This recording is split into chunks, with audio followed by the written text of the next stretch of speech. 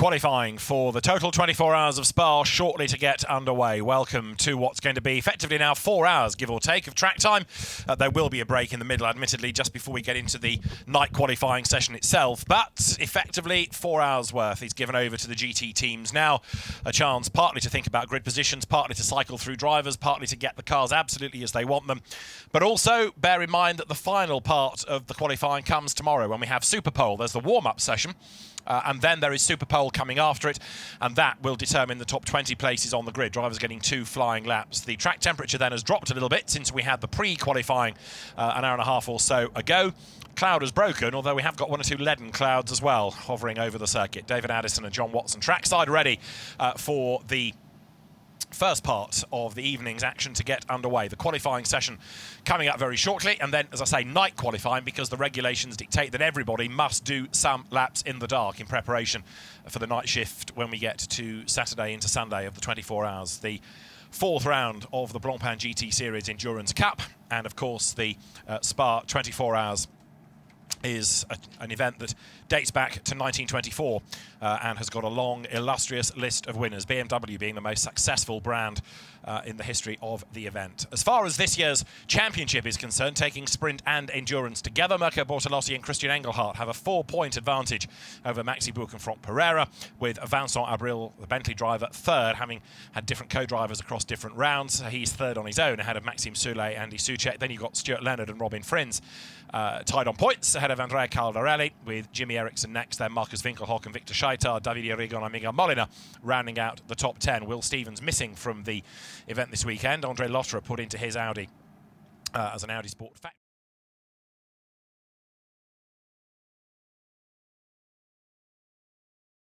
Come as well before the end of this year, celebrating 25 years of Stefan Rattel organising GT events. If you take the GT Endurance Cup as a standalone competition, it's Bentley looking good by just a point after the win at Paul Ricard. Andy Soucek, Maxime Soulet and Vincent Abril are now a point up on double winners this year. Mirko Bortolotti, Andrea Caldarelli and Christian Engelhardt. Davide Rigon, Victor Scheitar and Miguel Molina come next, ahead of Jimmy Eriksson, Maxi Buch and Franck Pereira. So it is Bentley, Lamborghini, Ferrari and Mercedes in terms of the brands represented at the top of the Endurance Cup Championship.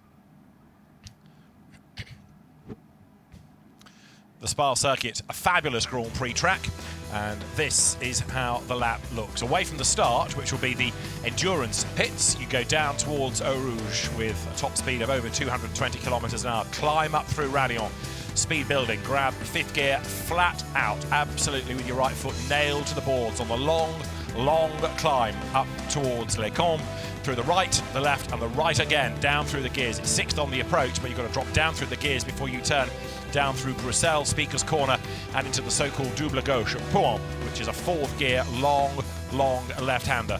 In seasons past, get it wrong there, you'd be on the grass. Now it's run off tarmac, down through the Pif-Paf, then towards Campus, and the Courbe Paul Frere, 4th gear, 194 kilometers an hour, brings you up to the dauntingly fast Blanchimont corner, and that in turn is taken at the north side of 250 km, again flat in 6th, before heavy braking for the end of the lap down to the bus stop chicane.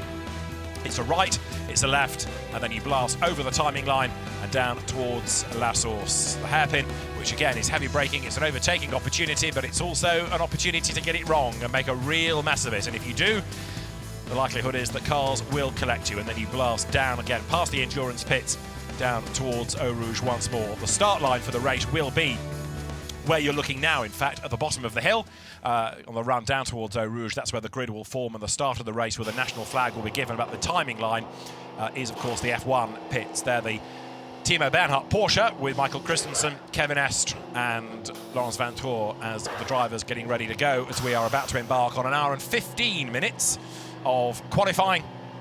And John, it's great to have competitive Porsches in the overall competition. I'd like it to be a bit more competitive. It only ended up 19th. Yeah, but, you know, pre-qualifying, really, read into that what you will. There are so many people in the same situation. I mean, I was talking to Adam Christodoulou before I came in. So how was it? He said, you know, we're struggling. I said, but you didn't run new tyres, did you? Well, yeah, we did, but Hjalmar Berman, who was in the car at the time, got delayed, so the story is the usual story. finding a clear lap when you've got the freshest of rubber, new tyres, whichever. But it's the same for everybody.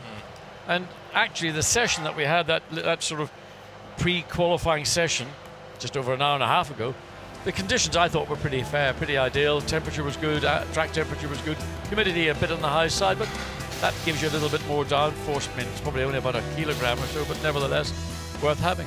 That's the car that was quickest overall, the number 63. The Lamborghini Huracan with this V10 engine, and Mirko Bortolotti doing the time. That story you're recounting about Adam Christodoulou, I had a similar thing from Matt Griffin saying we're struggling with the balance of the car, and half a second, you find 20-odd places, you can look a real hero as soon as you get that sweet spot on the balance. Well, that was, I think, the essence of what Adam Christodoulou was saying, that they haven't really got the car dialed in. We got it a bit better towards the end of the session, but they're all scratching their heads and wondering, where's the balance gone, where's the performance gone? Well, I mean, inevitably, different track conditions to when teams ran here a couple of weeks ago, certainly a lot cooler in relative terms than it was 2 weeks ago. And some days tracks are just, whatever, a combination of ambient temperature, track temperature. I think they're pretty good, but obviously it's not reflecting in everybody's overall performance. But now, of course, we are going to see people go for a proper lap time. Is it going to come at the start, or is it going to come at the end when it's even cooler? It's going to come when you get a clear lap. If you get a clear lap. If you get a clear lap. I mean, actually, whether it happens, that's still working away in the McLaren, it'll happen really for the driver-car pairing that can get out when he can get literally that flying lap on a fresh or a new set of rubber, and it's a clean lap where he can drive the car without having the difficulty of worrying about cars near you, cars that are coming in, or catching a car as you come out of La Source to begin your flying lap, another car that's just about to go on to his flying lap, or go on his out lap anyway. And that's always the frustration on the circuit. Rob Bell can't say Ben Barnicoat or Rob Bell are looking enthralled. No, they know they've got a problem, and it had a problem, we thought, with power steering perhaps, and a leak in that earlier session. There's the Orange One Team Lazarus Lamborghini good to go. 63 cars we have, and already we've got a car, will you believe, under investigation for an infringement even before the session has started. And number 97, which is the Oman Racing Team Aston Martin, was on the fast lane before the message came to say the fast lane was open. So Tom Ferrier's team, there you can see at the head of the queue, eager to get out. I suppose, but yeah, it's possibly going to cop a penalty. Yeah, just a minute, looking down to see where the McLaren Rob Bell was. It's somewhere in the middle 40s. The sister car, the 59 car, was 43rd. I mean, way off.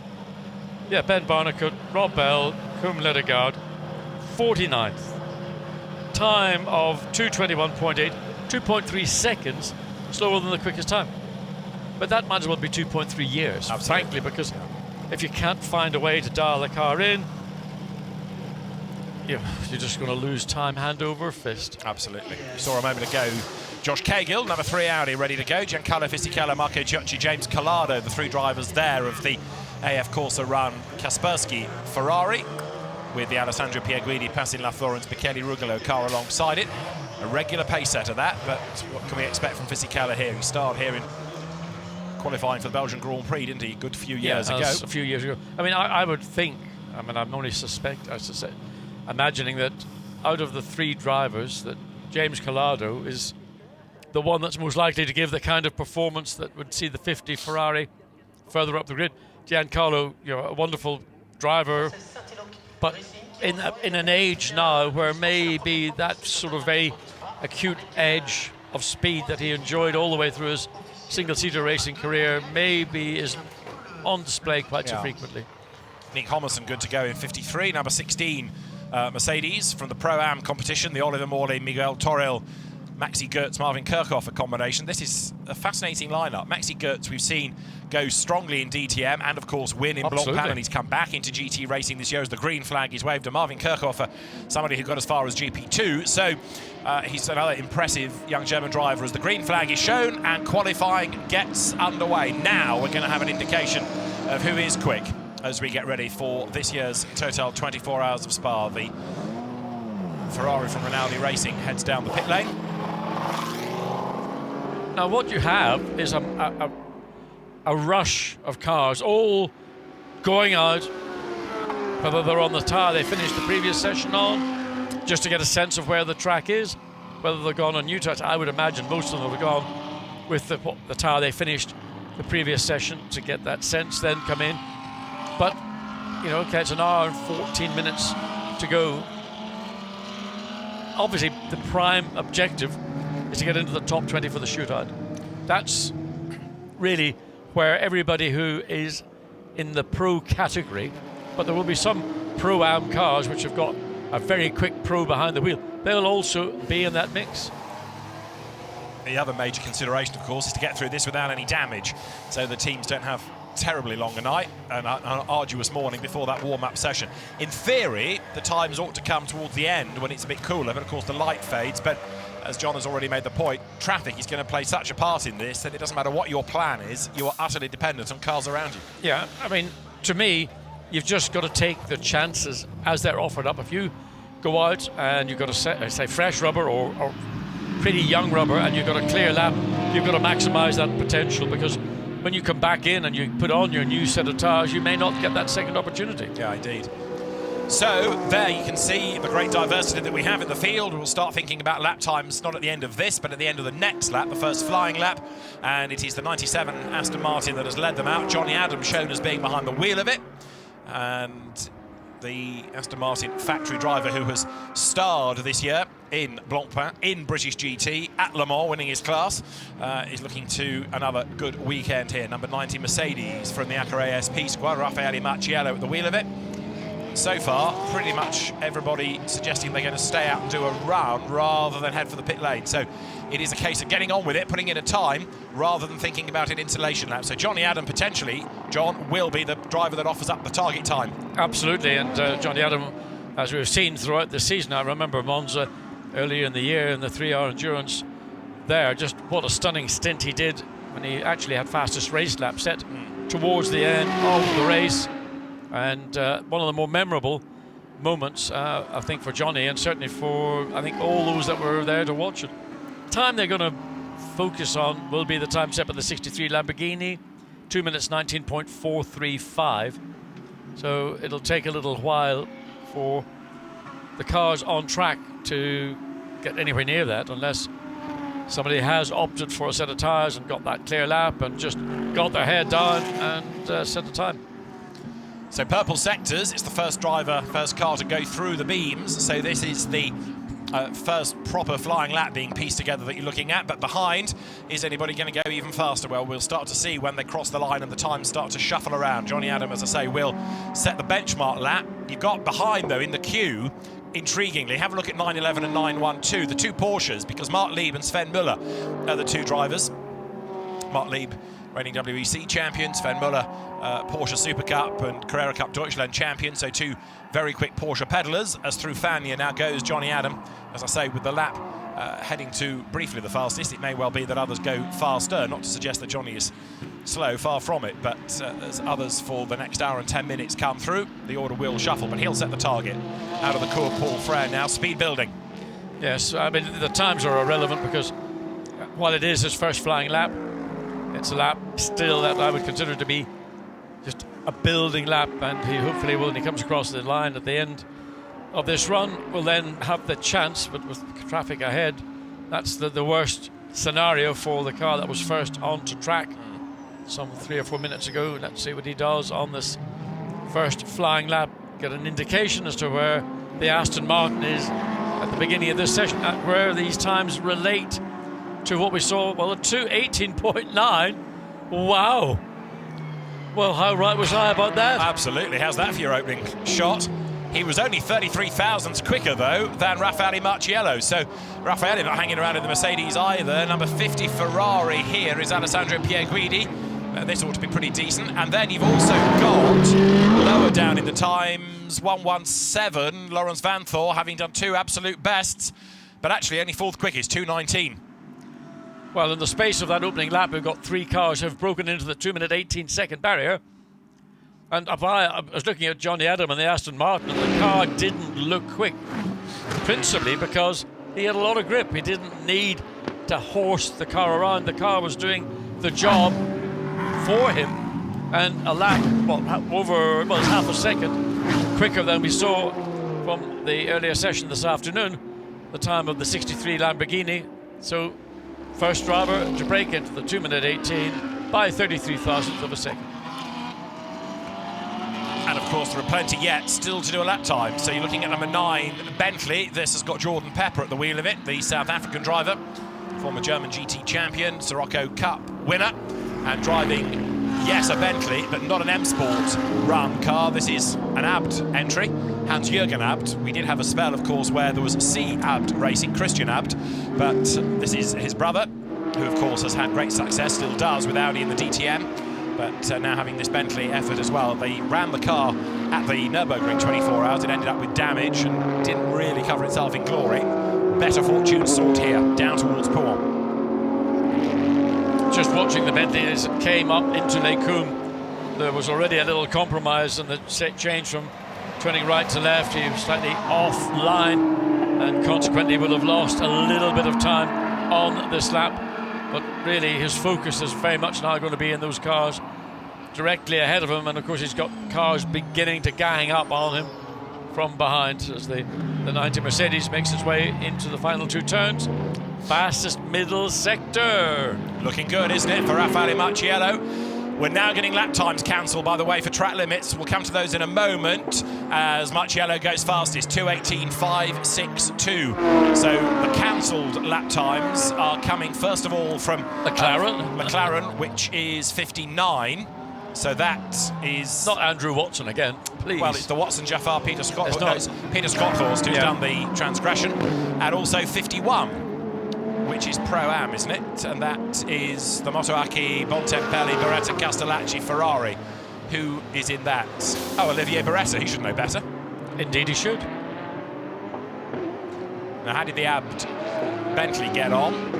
Jordan Pepper in traffic at the moment, so he's 33rd fastest, 2:21.926 the time. Yeah, I mean, he's got the traffic issue, but as I mentioned just a minute ago, up at Les Combes, it looked a little bit as if he overran the entry and then had to make a correction, which caused him to have that hesitation, and then whether that then was a bearing on the rest of the lap. It didn't look maybe as polished as some of the laps we saw from that number 9 Bentley in the earlier session. But things beginning, and we've now got the number 8 Bentley, Maxime Soulet, 0.2 of a second behind, but a 2 minutes 18.8.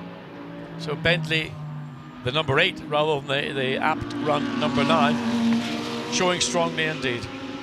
And we also have Johnny Adam in the Aston Martin, having done an absolute best in the first sector. So he's absolutely on it. You're looking at number 2 Audi now hustling on. And this car yet to deliver a proper flying lap, but it should come this time through. We've also got more drivers being warned about track limits, but it is at the wheel of number 2, which is the Team WRT car in the entry. Conor De Filippi, Frederic Verviche and Christopher Mies. Verviche at the wheel of it. For all you Johnny Adam fans out there, or Aston Martin fans, middle sector time, almost 2 seconds down on the current fastest. So Johnny must have met a bit of traffic in the middle sector. So having recorded fastest overall sector 1, the lap has effectively been pretty much cancelled out. Indeed so. Now, we've not yet had everybody out there. Still quite a few that haven't ventured out, interestingly. Riding on board with Maxime Soulet then. This is the car that's now 3rd fastest, because Frederic Verviche in the WRT car, WRT Audi, went 2nd last time. Of course, they had great success, did Mies and De Filippi in the Nürburgring 24 hours for land, but they've been drafted across to WRT here. It's a Belgian team, Belgian race. Soulet then up towards the Cours Paul Frère now. Yep. And Johnny Adam actually has bailed out of this lap. He's gone into the pits. Clearly he recognised he had lost so much time. There was no point in flogging a horse as we look at inside the Bentley team. So just a little bit of tension on the face of Andy Soucek. Just sort of, you could feel that, you know, that's all in the control of Maxime Soulet currently. That car is 3rd quickest. Maybe Andy Soucek will be in the car a little bit later, but he's no intention right now standing in his civvies, just keeping an eye Maxime Soulet back out of that big time to get his car positioned, to get the maximum thrust out of turn 19, but he's got the Ferrari, the Kasparov Ferrari, and he also just let it go up the inside. Was that the 888 by any chance? Might have been the 888 Ferrari. Now there in the background is one of the two Nissans that was strong in the earlier session in pre-qualifying. Way offline. Yeah. I mean, well and truly off the track. Davide Rigon, then in number 72 Ferrari, hustling on. He's 15th. Stephen Kane's just gone 14th in number 7 Bentley. And Mirko Bortolotti, number 63, absolute best in the last sector. Yeah, and that's indicative of what Marco Bortolotti, it's the lap that he's going on to now, which will be his 3rd flying lap. So I would expect to see, when he goes through the timing and scoring on his 3rd flying lap, to see certainly green, if not a purple. Now there's the threat of rain apparently, and it might even have started spitting at certain parts of the circuit, so if you've not done your banker lap, you could be in a bit of strife here. Not good if you're sitting back waiting, and there it is. And this is atypical. I mean, where we are at the commentary booth, we can see blue sky, it's broken cloud, but somewhere around the racetrack there is enough rain that the... Oh! And I wonder, is it up at turn 18 and 19? That's Davide Again, the Rigon Nissan runs very wide. There's no obvious puddle. We saw the raindrops in the puddle, but maybe just coming up to turns 18 and 19. We saw that happen at the tail end of last year's event when it was a monsoon storm and it was horrendous. So Bortolotti didn't get a good run up through Sector 1 on that lap of 39.6. So the best time is a 39.0, so 0.6 of a second down. And that first sector, undoubtedly, having to deal with was one of the Bentleys. So whether that was a car that was on an out lap and had to get out of the way, but it clearly had an effect on what Mirko Bortolotti had hoped to achieve. Lap times are being cancelled now for the dreaded track limit abuse. It's not actually affecting the front of the grid just yet. If it does, we'll start worrying about it a bit more. But for now, drivers are told that there is a wet track and they need their lights on. And there the reliveried 63 Lamborghini comes down towards the bus stop. Mirko Bortolotti then, does he stay out? He does. So nobody feeling as yet that it's worth bailing for the pit lane, and certainly it's not worth thinking about changing tyres if they can brave it out for a corner. The thing you have to really do is look skyward as best as you can out of a GT car. Look around you. If you see the spectators all of a sudden putting umbrellas up, and just keep an eye on your own windscreen. That will give you an indication as to what the weather is doing. But what happens at Spa is it comes down in a deluge rather than coming down in a light little sprinkle. So new slicks go on the Mercedes. Alex Fontana behind the wheel of it, ex-McLaren racer. The former GP3 driver good to go again, and that's in the endurance pits, so downhill he will head. Yeah, quite keen, I think, to get out because they realise that there might well be more than just that little momentary drop of rain falling. As the Jaguar makes its way round through Fagnes and Emile Frey, Albert Costa behind the wheel. Just we're talking generally about what Emile Frey Racing will be running in the future. There are not concerns. There's rumour. I've been part of that rumour mill that the Lexus program, which is something that is a work in progress, could be a product that could be run by Emile Frey Racing. Which will be interesting to see another brand come into GT3 racing. Honda announced its intention to come into GT3 in Europe, and indeed a global program in a car that we've seen in America. That was unveiled in the paddock at lunchtime, and so Honda and the NSX is set to join the mass ranks of GT3 manufacturers across Europe in the future. There over the timing line goes Albert Costa and the Emile Frey Jaguar. But more and more cars heading for the pit lane. Now, that might be because they want to cycle through drivers. Equally, it might be that they just want to see what the elements do before they commit to the next part of the program in this session. Well, some of them will have meteorologists attached to the team, or they might even be listening to some of the state radio weather forecasts, which sometimes can be quite accurate. Check it on the internet, see if there is a pattern of weather coming over the circuit, and just under an hour of the session remaining, get out and get something solid that you can be comfortable with. So how is the Jaguar getting on? The big cat is 14th at the moment, number 14.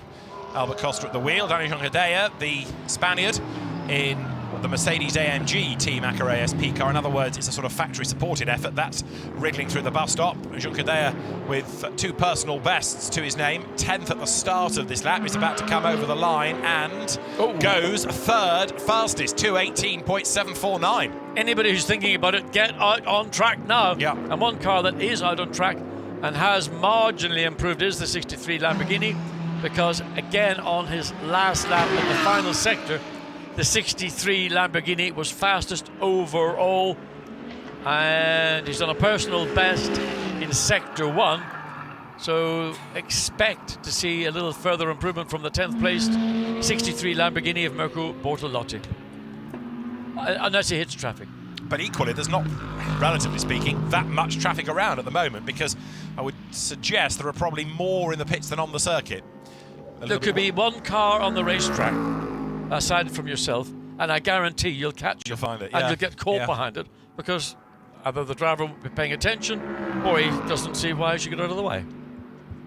Well, Costa's got a free ride here, hasn't he? Yep. And better in the first, down in the second sectors. So can it be a really stellar third to try and help his lap time? Could be good enough to see a top 10, possibly.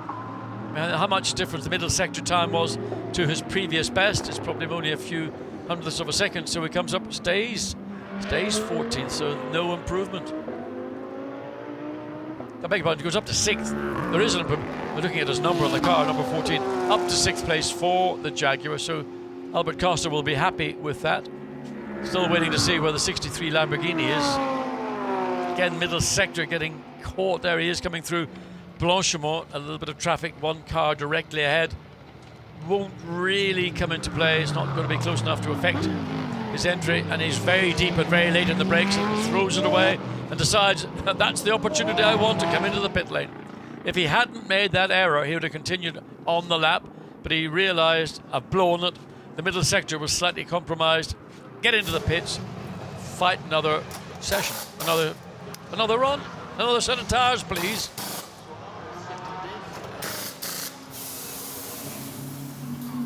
So, Kaspersky, Ferrari, James Collado. So what is the young Brit? Ooh, James, where are you going? That's not the racetrack. Wow, he's going off racetrack. What is he doing? Oh, that's an interesting. That'll get a bit of notification on our timing and scoring. But in many ways, having found himself compromised, what he did was the right thing. He kept the car running as straight as possible. He had tarmac to run on, so obviously his lap's been blown, but at least it allows him the chance to ensure he didn't do any damage to the car, to the tyres, by trying to be aggressive and bringing it back onto the racetrack. Now remember, it's the top 20 that will go through to Super Pole. So if you're 21st and back, barring any grid drops, that will be your position. The top 20 fight it out. They go onto the track in reverse order for their flying laps tomorrow evening. The last lap from James Collado actually is his fastest lap, and he puts him up to 8th place. But because it was way off circuit, I suspect that lap could well be deleted.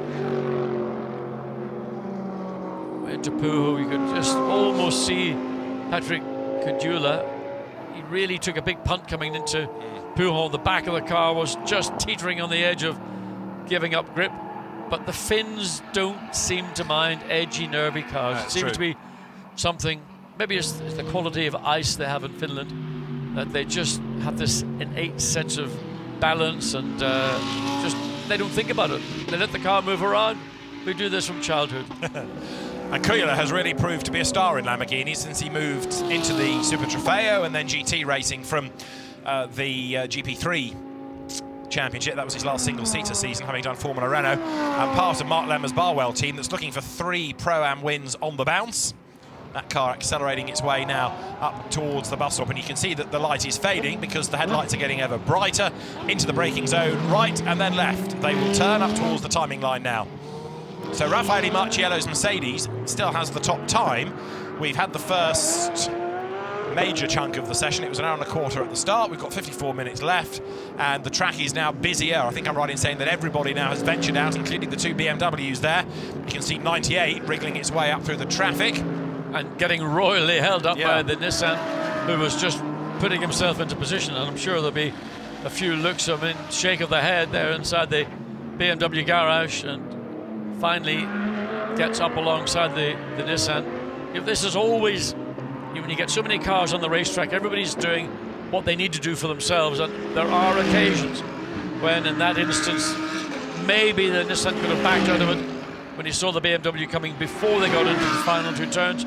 It wouldn't have affected the Nissan, but it certainly would have assisted the BMW. James Collado's lap deleted for track limits at turn 15. Good spot, John, as predicted. Well done. That'll hurt. It will. That'll hurt. Got to do it all over again. Yeah, but he knew as soon as he went wide that was going to be a deleted lap. So Marco Zanartini you're looking at the moment in 888, which is one of the AM Cup cars. Indeed, it's the AM Cup pole sitting car at the moment. This Ferrari that is shared with Jack Driver, David Perel and Nicky Cadai. Down through Pont goes the 888 Kessel Racing run Ferrari. He's got himself in traffic there, and he's getting in the way of the McLaren a little bit. He's getting mullered really between the Audi and the McLaren. Certainly not running anywhere near the same commitment and speed as it came through Pont. So the Audi got by, then the McLaren was really right up the rear, now the Lamborghini as well. So the Ferrari is just maybe trying to keep out of the way, do the best they can. And if you're running towards the tail of the field currently, that car's in 39th position, which is not at the tail of the field. No, not at all. By any means. It's fastest in class. Zanartini not inexperienced. Right, we've got more lap times disappearing. 98 BMW, which I think has got Nick Katzberg at the wheel of it, former winner of the event. He's lost a lap time now, and we've only got two, Lucas Ordóñez and Philippe Eng, that have not yet done a lap time. So gradually, everybody is being shaken out and putting in a banker lap. But actually, with a fair chunk, 20 minutes or so gone, it's a bit late for a banker. You've got to get on with it now. Hustle, hustle. Turn 17, that's where we saw the BMW of Nicky Katzberg being penalised. And just watching Fred Ravish still in second place.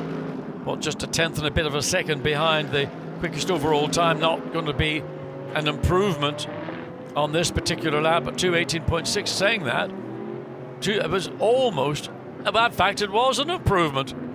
Strange, because we're not seeing any purples. We saw one green, but that final sector must have been also a green. It doesn't show green on screen, but whatever it was, it's brought him within, well, it's shaved about 0.004 of a second off the differential between fastest and now second. So that was a good run from Fred Ravish. Again, it didn't give any indication watching it that it was going to be a quick lap. No, indeed, he got on with the job, didn't he? 2:18.6. Of course, he knows the team, knows the car, knows the circuit. Right, you're on board now with Lucas Ordóñez. Ooh, Lucas. I think he was just a little bit cautious as he came over the top of radio. Took a big chunk and he's pulled over to the right. And he knows that this lap has been, again, compromised. Lets cars go through. So he's out of it altogether. And I think that was, he knew it when he came up over radio. He was way, way too far offline. Compromise already set in. So just decided, I'm not going to do any more. His fourth gear, doing 120 for the speedometer. You can see building up how quickly the speed builds up on these GT3 cars coming down into Bruxelles. And really all he will do now is just try to keep out of the way of these two Ferraris as they can't decide which one's going to go first into which corner. One of the elements of the paddock this weekend, which has been buzzing, is about yet another brand to be represented on a GT3 grid, and it is Honda. Stefano Fini from Jazz Motorsport, who's the project leader, effectively the design chief of this marvellous looking car, joins us. Welcome to GT3 racing. It's going to be great to have Honda on the grid, isn't it? Hello, David. Yes, we look forward to have our new car next year here at Spa and possibly fight for the win. Now, it was shown to the paddock earlier on, and I think a great reception. Everybody seems to like the look of it and is very excited because you're not here just to, as we say in English, make up the numbers. You're here to win. Yeah, exactly. Well, today was the first announcement to the European market. As you may know, the car has been already racing in the United States. It's a winning car. We won at Watkins Glen, we won at Detroit, we make some other podiums. and the car actually was leading 27% of the time at Daytona 24 hours at its debut. So we are quite happy. It's a winning machine already, and we hope that will be successful in the European and Asian market. Have you already got a program in mind for next season, Blancpain and domestic championships, or will you be driven by customer teams buying the cars and then choosing to run them? Well, we as JAS Motorsport, we are global partner of Honda, and the plan is to build an initial batch of 12 cars, which will be delivered from October until end of February next year. And so we plan to equally distribute these cars among Asia, Europe, and the United States. So we hope these cars to be competing in the Blancpain here in Europe, GT Asia, and in all major championships around the world. And would you run them a team yourself, or would you make sure they go to different customer teams? No, normally we will not run the car ourselves. We don't want to compete against our customers. So our mission is to build cars, sell cars, and provide an efficient and successful customer service to our teams. So that's the key point of the success of a GT3 car, which is a customer car, not a works car. Sure. And in terms of Honda, we tend to think more perhaps touring cars, your success in the World Touring Car Championship, titles in the British Championship, for example. What's been the attraction now to come into GT racing? Well, it's definitely a new challenge. We have a long tradition with touring cars and especially front-wheel drive. This is a new milestone for our company. It's the first rear-wheel drive and the first real GT car, which is now being built at JAS, so definitely a new challenge. And this comes in a very successful era for GT3 racing around the world, which I think is the most successful customer racing in the world. Next year, come and see us when you've got a car in this qualifying session, and we'll see how it's going. Stefano, good luck with the project. Thank you very much for joining us, and we wish Honda great success in GT3. And it's going to be, as I say, great to have yet another brand on the grid for next year. And Honda, as I say, with a great pedigree in touring car racing, it has had an NSX project in the past at Le Mans, for example, but it's going to be great to see an additional brand on the grid for the future. And it just illustrates, doesn't it, the continuing growth and success of GT3, that season on season, here's another, the grid just gets bigger and bigger. Yeah, I mean, never forget that Honda is the company that produces the largest number of internal combustion engines in the world. I mean, motoring cars is only one little part. And the expertise that the company has, and in the hands of JAS, no doubt, in terms of doing the track development and working the car to suit the nature of the circuits that predominantly it's going to race on here in Europe, because the Acura program running in the States. I mean, America's got some absolutely magnificent racetracks. Yes. But they're different to, certainly running here at Spa. This is a Grade 1 FIA circuit. Many of the circuits that Blancpain Sprint and Endurance GT runs on are Grade 1 FIA circuits. So there are small differences, but it will be great to see the Honda. And I'm just wondering, now the car has been presented, how many drivers will be slipping up quietly and just slipping a business card into somebody's pocket and say...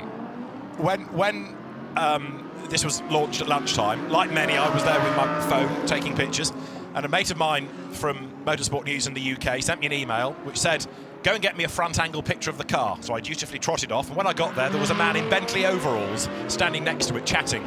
Won't tell you which one, but you're right, people are already thinking of their own futures. And it's going to be a competitive program, because JAS has a great pedigree with Honda. Unquestionably. And I mean, the NSX, the Honda brand, I mean, it's the first time, certainly as far as I can remember, where there's been a Honda, a GT car, which is a GT3 incarnation, racing with the commitment that we're now going to see in 2018. And, we know when Honda dominates, they can be exceptionally difficult to beat. And I'm sure they will not run that car if it's anything other than ultra competitive. It's going to be great, as I say, to have another brand that's, you could argue, an affordable brand. Not everybody can afford a Mercedes or a Porsche or a Bentley, but perhaps a Honda is perceived as being a more affordable brand, and it's a less elitist brand. And the road version of the NSX is a hybrid. It's not this is just a straight internal combustion engine. So it would be very difficult, I think, to find a BOP for a hybrid car. I mean, you get into the levels of LMP1 or Formula 1, and the extreme complexity, but more the extreme cost elements. But another element of all this will be, well, what will be the price point for a GT3 Honda NSX? Because that also is, you know, important, because if you're looking for quasi-factory teams to run these cars, they have to buy them. They'll do deals, obviously, for a parts deal, and then they'll secure drivers, some of whom will be employed, some of whom may be paying drivers. And also, still a question I would like to ask, if you follow the example of all the other major brands that are running in Blancpain Sprint and Endurance GT3, will there be centrally contracted Honda drivers who will come and compete in Europe? Because there are those drivers that are racing in North America, there are those drivers that are competing. Look, Jenson Button raced in Japan the other day in a Honda NSX in a slightly different configuration. But you never know. You might see gents rocking up one of these days. That would be good, wouldn't it? Now, how about this? You're riding on board number 1 Audi. This is a proper lap of the circuit. Down through the Piff Paff, through Fagnes he turns. And this is René Rast at the wheel. Well, we know there's nobody really any better behind the wheel of an Audi. It doesn't look particularly comfortable. Coming through Campus, the back end was unstable, a little bit of oversteer. Better through the Courbe of Paul Frere, building up speed. Of course, the downforce will build as well, that'll settle the car down. But you know, it's still a big commitment to turn into Blanchimont and take that completely flat out.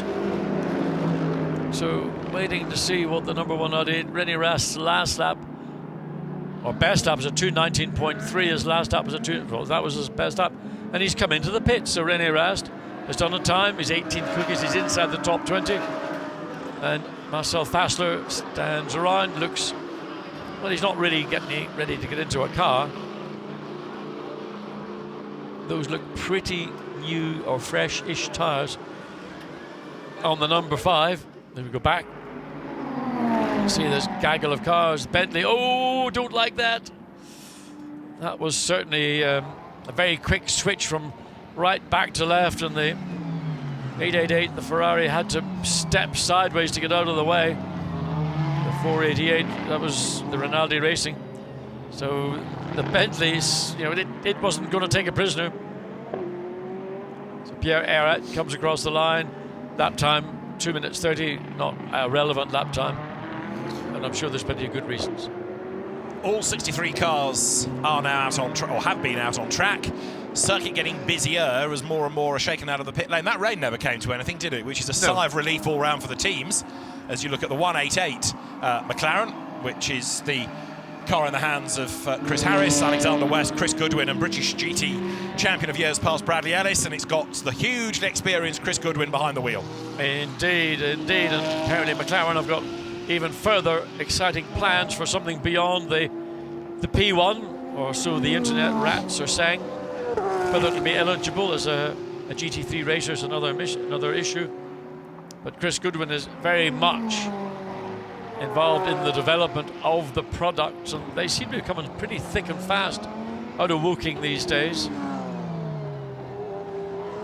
All fundamentally variations, but I think it's the 720 is the most recent incarnation, and I think that's now the first of the whole McLaren family of cars that has deviated from the original, as McLaren described it, the monocell, the carbon fiber chassis, which was made in a unique fashion rather than the usual layup that you have to do with a carbon fiber chassis.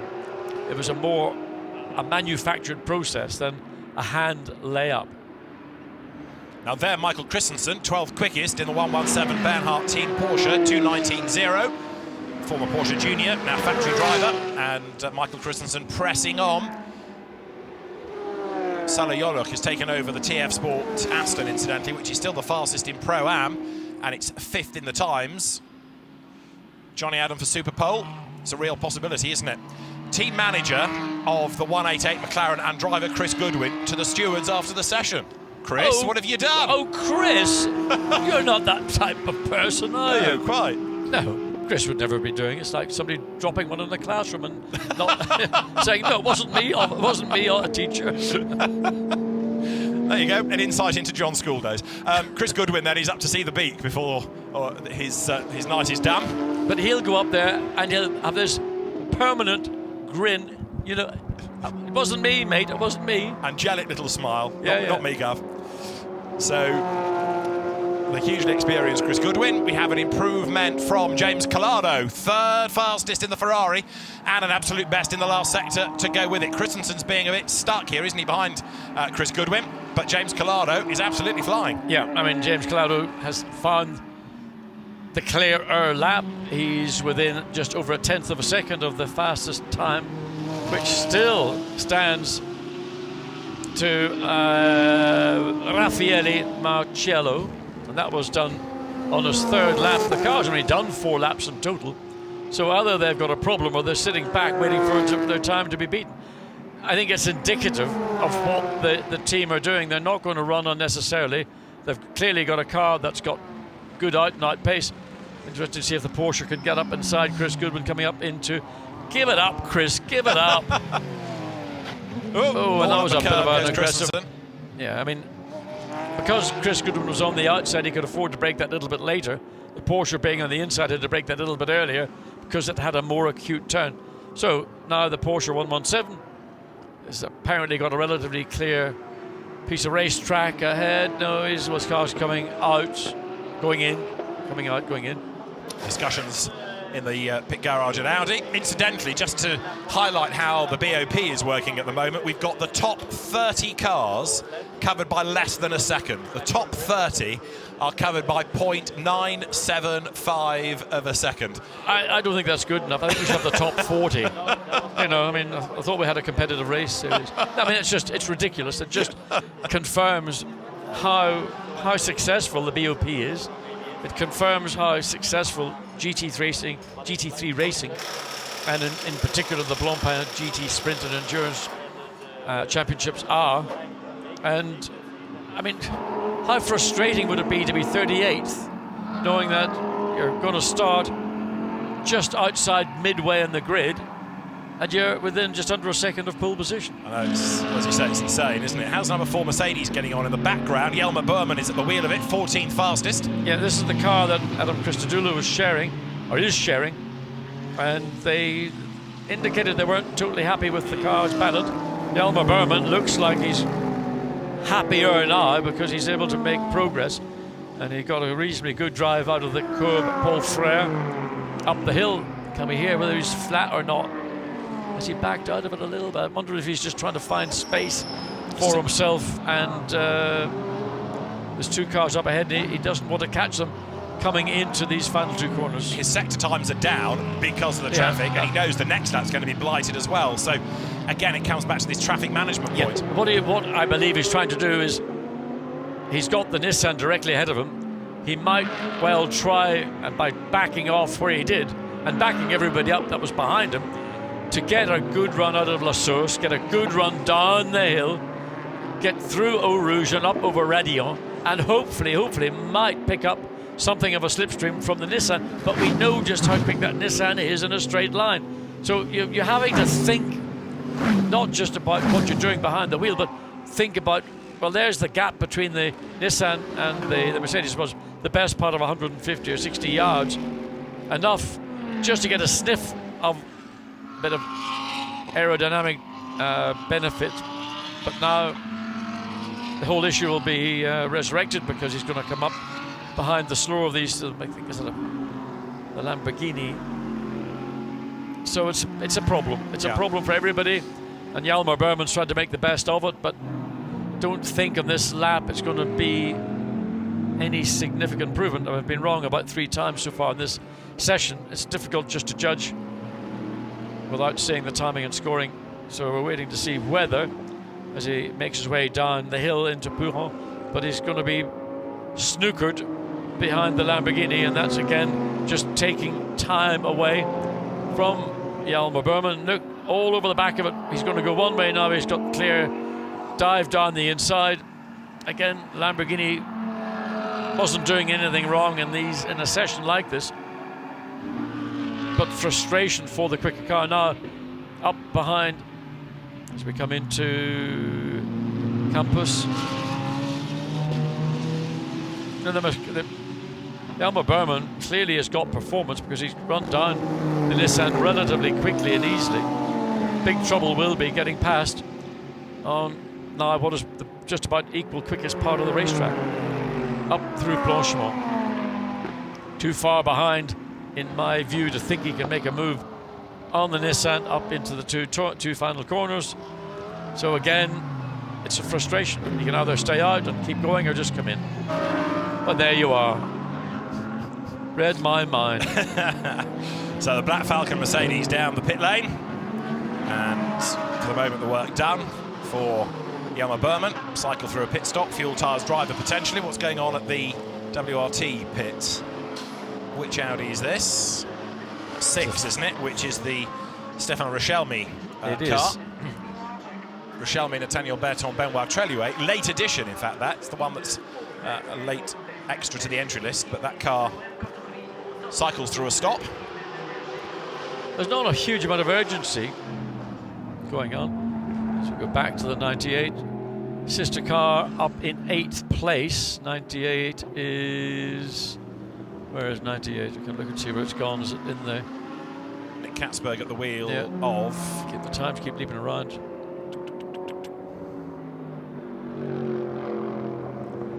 .39 fastest. Yeah. Yes, and he just dropped. Yeah. So... But he's not done many laps, has he? He's only done 4 laps. That was a car that was late into the session. So we'll have to keep an eye on Nicky Katzberg. So he's midway through, almost coming up to the conclusion of the second sector. So no time indicated on timing and scoring for his first sector. So most likely is that this could have been Nicky Katzberg's out lap, but nevertheless, clear-ish air. Just going back to my magic second, if you think back to Monza, we had 32 cars within a second at one stage. We've got 31 within a second now. So can we get the 911 Porsche? Robert Renauer brought it into the pit lane. That would be the next one to creep into the magic second if we can do it. Well, within 0.3 of a second, we've got the 84 Mercedes. Frank Pereira slotted that car in its rather pleasant sort of copper bronzy colour. We saw that at Paul Ricard. Up into 7th place, so that's a lap that was done on his 7th lap. So the total number of laps, the greatest number of laps that I can see currently in the top 20 is 16, and that's from the Porsche, my friends at Porsche. And they're down in 13th place. Yeah, 16 laps down. After that, we've got a few 13s and 14s, haven't we? Slowest at the moment is the 56 RMS Porsche. Howard Blank, Yannick Malagol, Fabrice Notari and Frank Mecheli. Oh dear, what was happening up there? Something looked like, was that a puncture or was that just some rain up there? Suddenly Nicky Katzberg decided there was no way I was going to go through Lake Coombe and he had to bail out of it. It's hard to tell if there's a problem with the rear of the car or not. Something clearly triggered Nicky Katzberg. It didn't look like he was overrunning, but certainly he was caught out coming up the hill and opted to take the escape route round the back of the corner.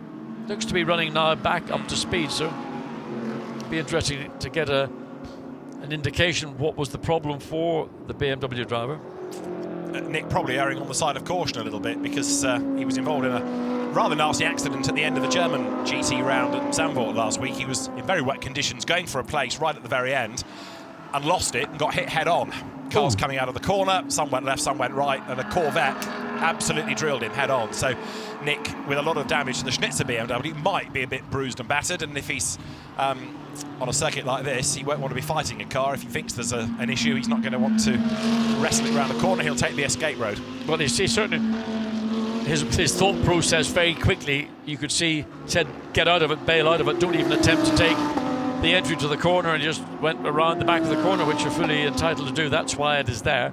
And he came out back onto the circuit at the end of the Lake Coombe complex. So strange.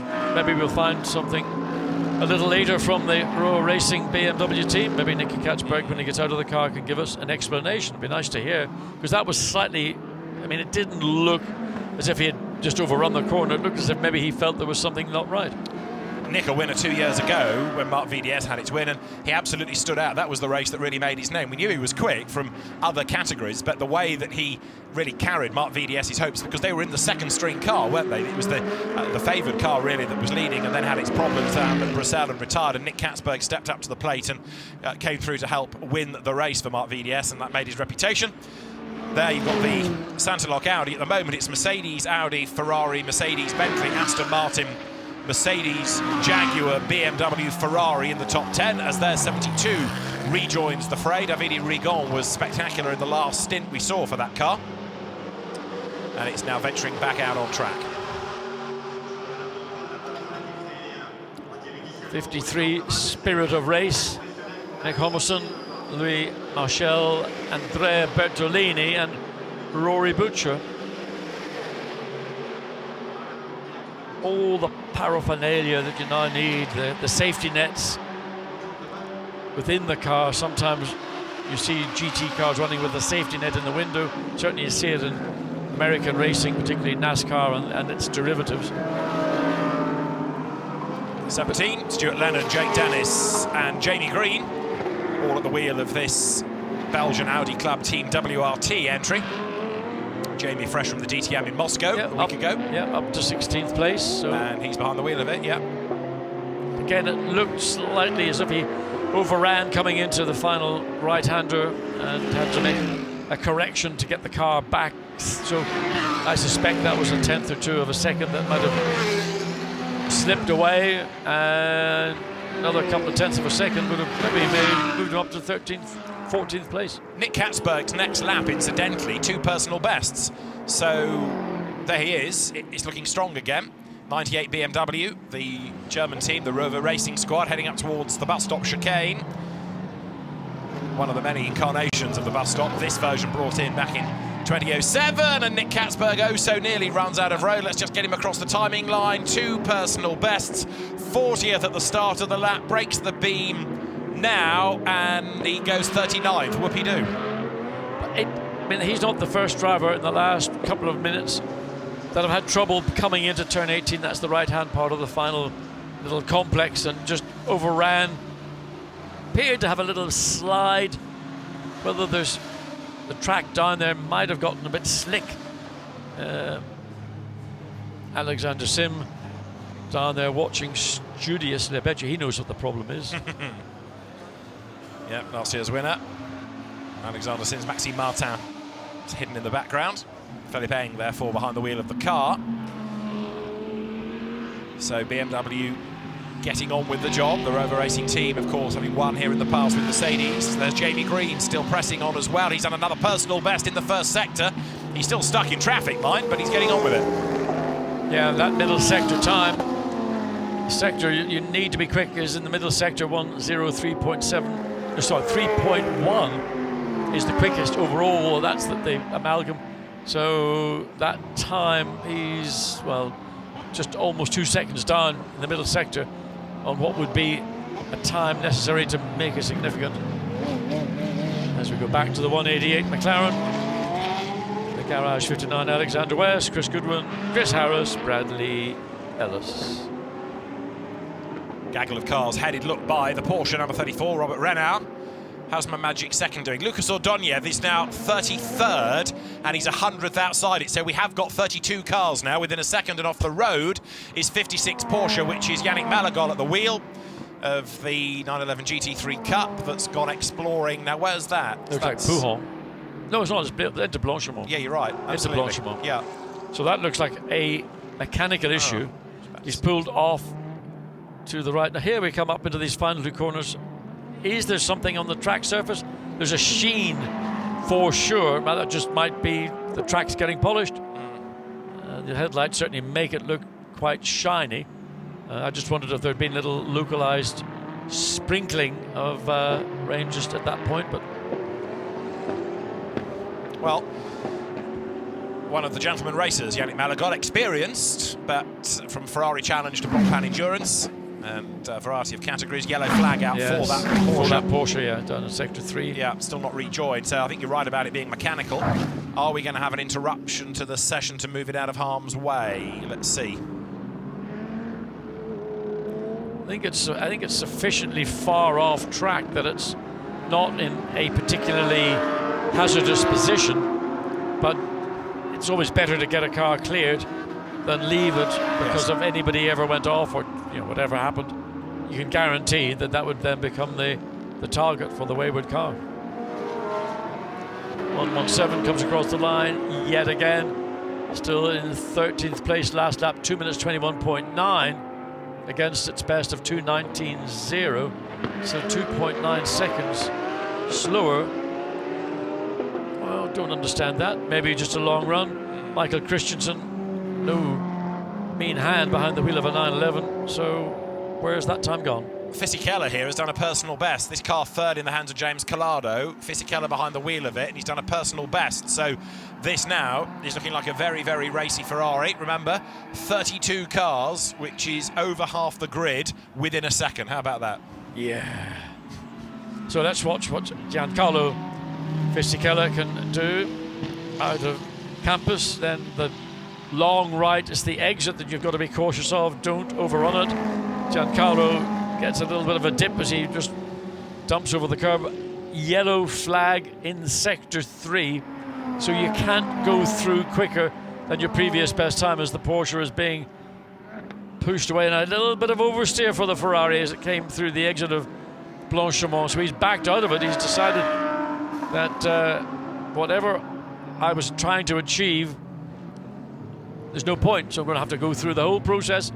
And he comes into the pits. I wonder, there's bits of the circuit where cars are appearing to have slight inconsistencies, and that was certainly something that caught out Fisichella or he recognised it as being, is there something on the track that we're not seeing, or is it something that is a car issue?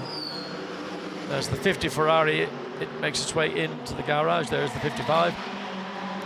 So what are they going to do? I know if you're a Formula One driver, give me more new rubber. That's the usual story. But there is a limit on the number of tyres available.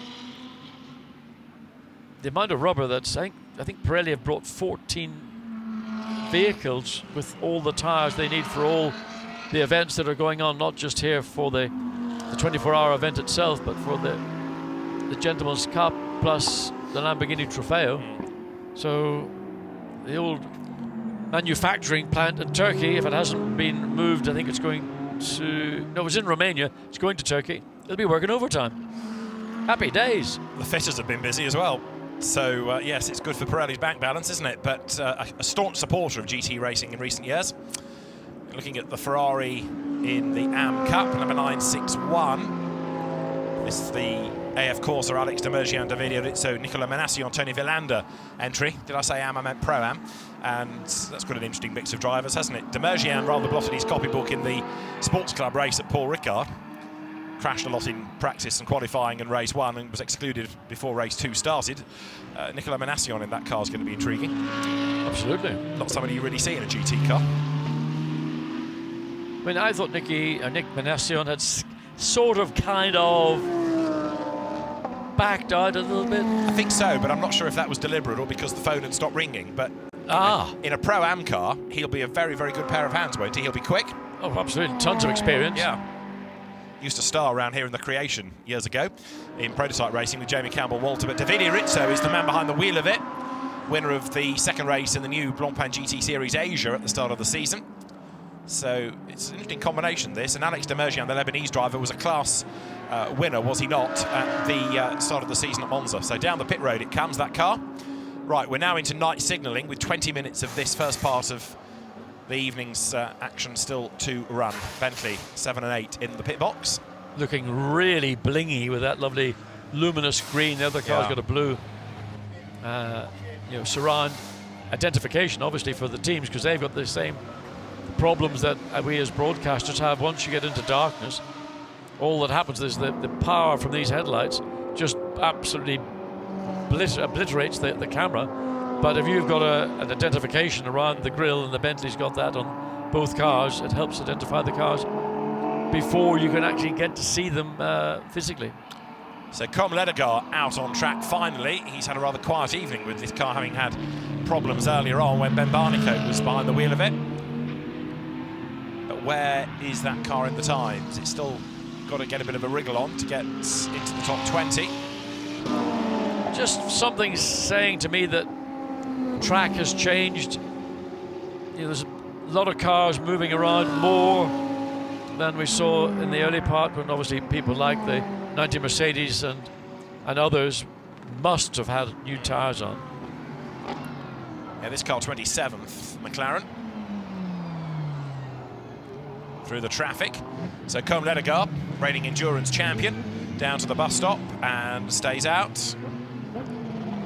Behind him, the Ferrari there goes for the pit lane. So Ledegaard with a clear road now, accelerates through. Yeah, just he took the widest line he could to get the car straight as soon as possible to nail the throttle. He will not do that when he completes this flying lap, but you have the option of doing it at the point you are beginning your lap. So it gives you that little bit of extra grip and drive as you accelerate across start-finish line. Watch up through Eau Rouge. Yeah, I mean, that looks pretty good. Nothing you have to say was a problem. So can from Ledegaard with the Aston Martin. It's just gone out of the pitch. You can see it moving around, trying to get some temperature into its tyres. And he needs a little bit of an assist from the 97 Aston Martin. Hopefully, with the headlights on, it will realise that the closing speed is something that he ought to be able to adapt and get out of the way. Let the McLaren go through and continue its lap. Coming down into Bruxelles. It's one of those corners, and look how wide he gets. So looked like he got a fistful of understeer as he turned the wheel. And that's been, from time to time, some of the issues that McLaren have suffered. Again, he's kind of backed out of it. You've either got a car that's all on its nose, or if you take that away, then it just understeers.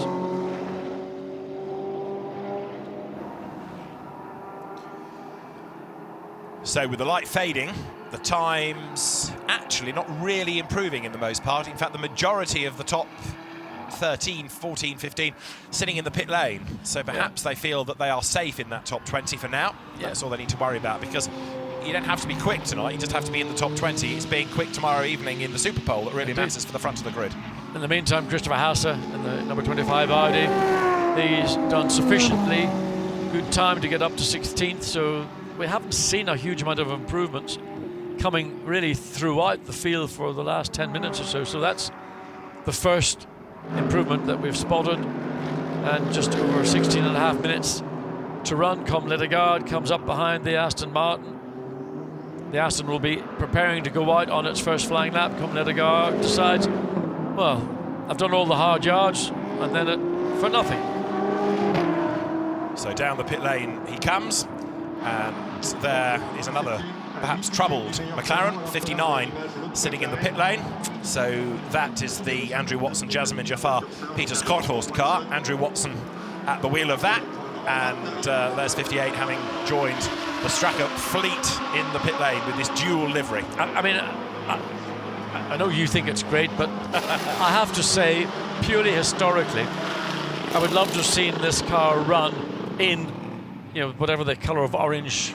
There's, I think, a variety of shades that have been used over the years. If we go back to this is the 99. So the 99 is in 9th place. Marcos Paltala behind the wheel. And it seems to be enjoying a much better run. Sister car down in 39th place still. Yeah, Philippe Eng hustling on through Bruxelles as he bought himself a clear bit of track. Let's just see what happens the other side of Speaker's Corner, because he's about to go diving downhill. It could be a lot worse, that. He's got a Mercedes up the road, hasn't he? The American Black Falcon car. So 9th fastest, Philippe Eng, who dominated in Porsche racing for a good few seasons in the Project 1 team, comes then now down towards Lifan. And what have we got left? Quarter of an hour of this section of qualifying. I mean, this is, you have to feel reasonably serious. 39.712. 39.0, so he's 3/4 of a second down on the ultimate first sector time. So 3/4 of a second, if he maintained that, would see him, well, he wouldn't improve, first of all, because currently the car is in 9th place on a 1:18.9. So it would seem, taking a big punt, that it's going to be unlikely that Philippe Eng is going to see an improvement. There's too much time lost, and he's backed out of it again. He's realised, so he's going to do it all again, as so many have before, and there'll be still a few doing it with 14 minutes to go. So are the teams at this point thinking we can still get a lap time out of this session, or are they now thinking, right, bring it in, let's think about the night, let's start to get the next driver in, let's do what we need to do? Are they indeed... At some point, do you write off tonight and think, right, okay, we've done what we need to do, we're into Super Pole, that's what matters? There are a few people out of position. For example, Stephen Kane, 21st, Rennie Rast, 22nd, the 98 BMW way down in 40th now, and that's only just giving a quick scan over 21st to 40th. I mean, Andrew Watson, 29th in the McLaren, you'd expect him to be in the top 20. The 333 Ferrari, no, that wouldn't be. I'm looking at the time of Norbert Siedler. Norbert Siedler could do the time, but that car being a Pro-Am car, so it's the one pro driver in the Pro-Am car. Top 20 looks, I have to say, half reasonable, but to say there are a couple of three drivers, car combinations that I would expect to see up in there. That, you know, it's going to be a bit like dominoes once the session gets underway. Those cars, 21st, 22nd, will most certainly want to be up into the top 20. I know I keep going on about Johnny Adam, but he's 6th fastest, comfortably clear in Pro-Am, but that's from a time that he did right at the start of the session. Very few have got near it. No, and I think the start of the session, first of all, probably people went out on new tyres. We don't know, we haven't heard from the pit lane who did what on which set of tyres, but you have to assume the top 2 times were done on new tyres. You've got to assume that the time set by James Collado probably was done the same. Juncadella, Maxime Soulet and Johnny Adam. So they're probably stuck with those tyres.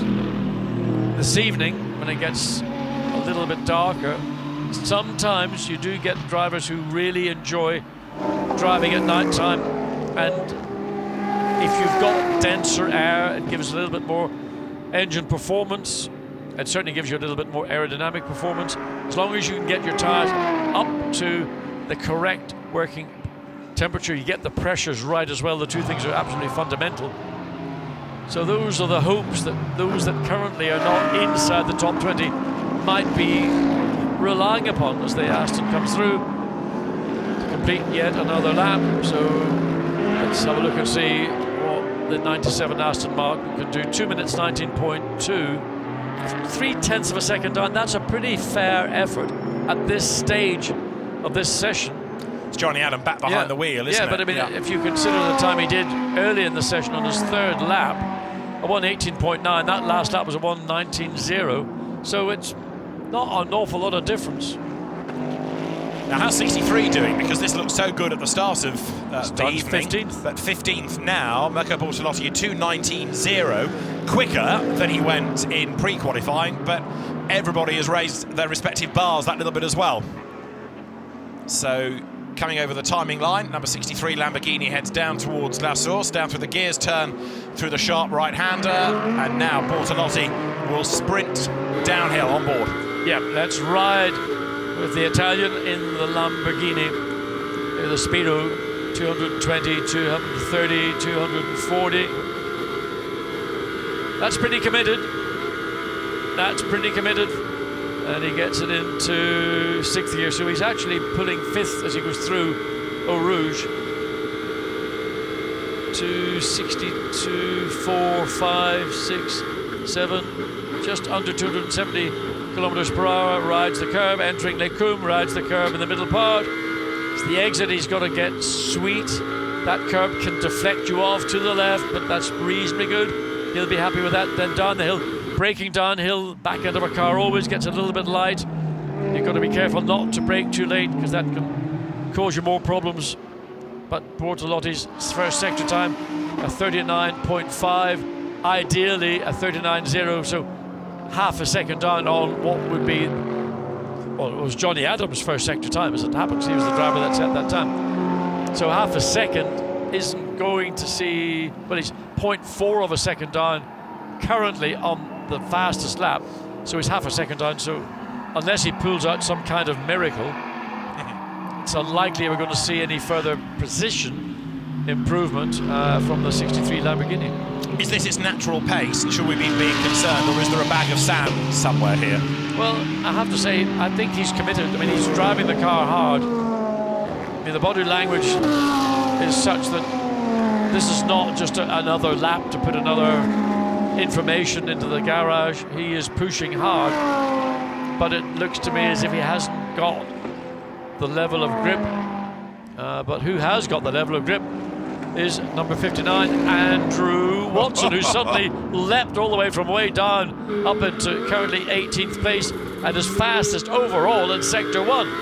Yo! By a remarkable margin. He's about 7/10 up on everybody else currently, so that is an amazing effort. And René Rast, likewise, now up into 16th position. So two driver car pairings that were outside the top 20 are now inside. Yeah. Can't say they're comfortable. There's the 59 McLaren. So let's watch and see what Andrew Watson can pull out of the hat. And can I also go back to my magic second? 33 cars now, over half the grid, within a second of one another. Andrew Watson then, the Northern Irish driver, absolute best in Sector 1. He's heading up towards the end of Sector 2. Not that much traffic around him either. No, and this is what Straka Racing need. This is what Garage 59, who essentially run part of this team, Baz Linders, they've been looking for something to give them belief and hope. 1:08.5. Well, that's 5 seconds away. So where did that time go? Plot That's thickens. weird. Yeah. I mean, that's weird. We didn't see anything that was obvious. It didn't appear to be an error from Andrew Watson, so he's backed out of it early. He's again looking for track position. 7.5 minutes of the session remaining. Fastest overall, and he's no, he's not. He's going to have to do it all again. Now, whether he can replicate that fastest first sector time of 39.023. So let's follow this lap then, yeah, down towards let's have a look Vassals, and see what he can do. The young man, and he is a young man, and something. What's that hanging off the back? That's some trim, isn't it? It's around the door, the window, and the rear section of bodywork. So there's some trim hanging off. Is he going that quickly? There's a yellow flag out somewhere in the first sector as well. He didn't, and a red flag. A red flag. So we have little bits of debris on the road, look, yeah, just through the shot, but the session stopped. That doesn't look to me to be anything particularly a problem. The only thing it could be is a wheel nut, but looks as if certainly a red flag has been, and is there a car, there's bodywork. No, somebody's gone off in a fairly big way, and they're off behind. We see the marshals are going. I think somebody's ended up, that's the pit lane exit. There's a suspicion it could be the Japanese Good Smile Racing Mercedes, the Taniguchi Kataoka Kobayashi entry. I mean, there are, if you look on the screen... Let's have a look at the replay in a moment. There are black marks. Here you Somebody's go. been way... Oh, there it is. Wow, how did he get it so wrong? It went all wrong at the very bottom of Eau Rouge and then up over the top of Radio.